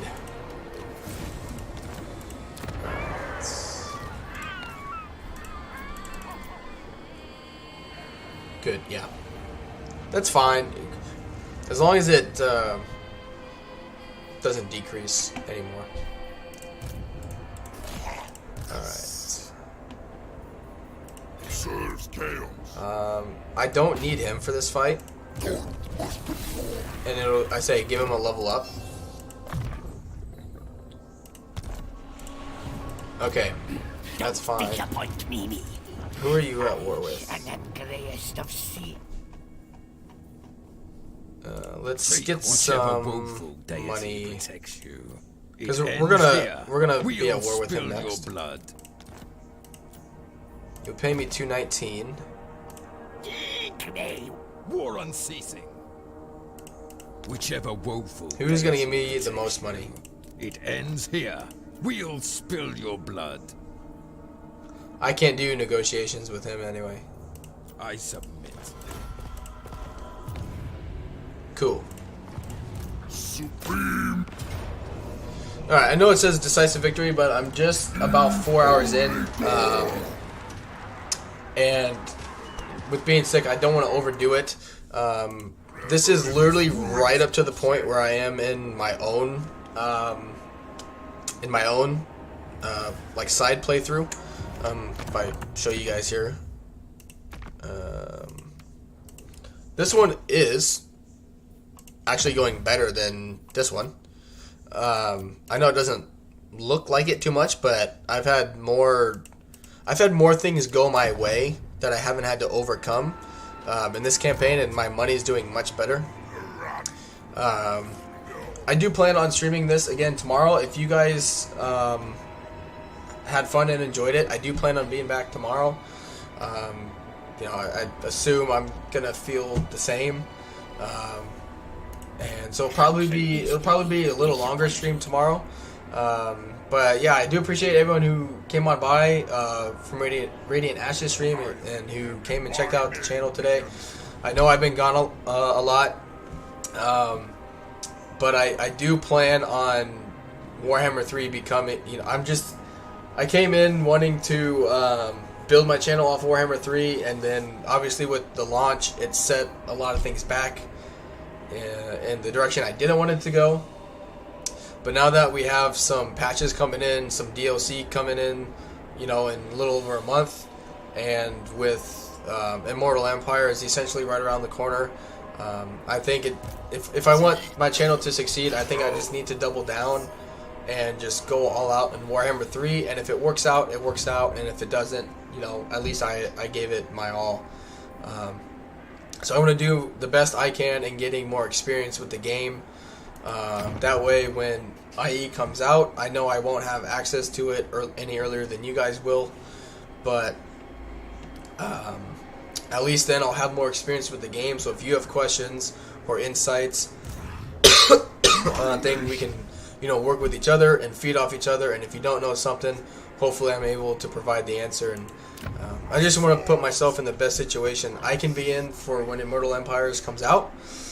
That way, when we both, you know, all have access to it, and streamers are streaming IE all the time, and more of the fan base hopefully comes back to it, I'll be able to see growth at that, you know, really big growth at that point, because I do plan on, you know, making this I'm putting all my eggs into one basket, basically.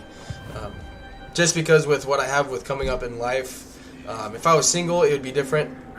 But, I mean, I'm going to have a wife in a few weeks. We have our first child on the way, and if this is ever going to become anything other than just a hobby, now is the time to put in the time when I have the time to do it. So, I'm sure you guys know, but it looks like Mercy and Dame are both still streaming. If you guys want to head over there, I'm going to grab some lunch and then spend some time with my fiance a little bit, but then I'll probably be back doing some more testing of my own and just playing some Warhammer 3. So thank you all again for stopping by. I hope you enjoyed it. I hope you learned something, or at the bare minimum, again, just had fun being here, listening to me in my voice talk. So thank you again all for stopping by, and I will hopefully see you guys again tomorrow. Have a good one.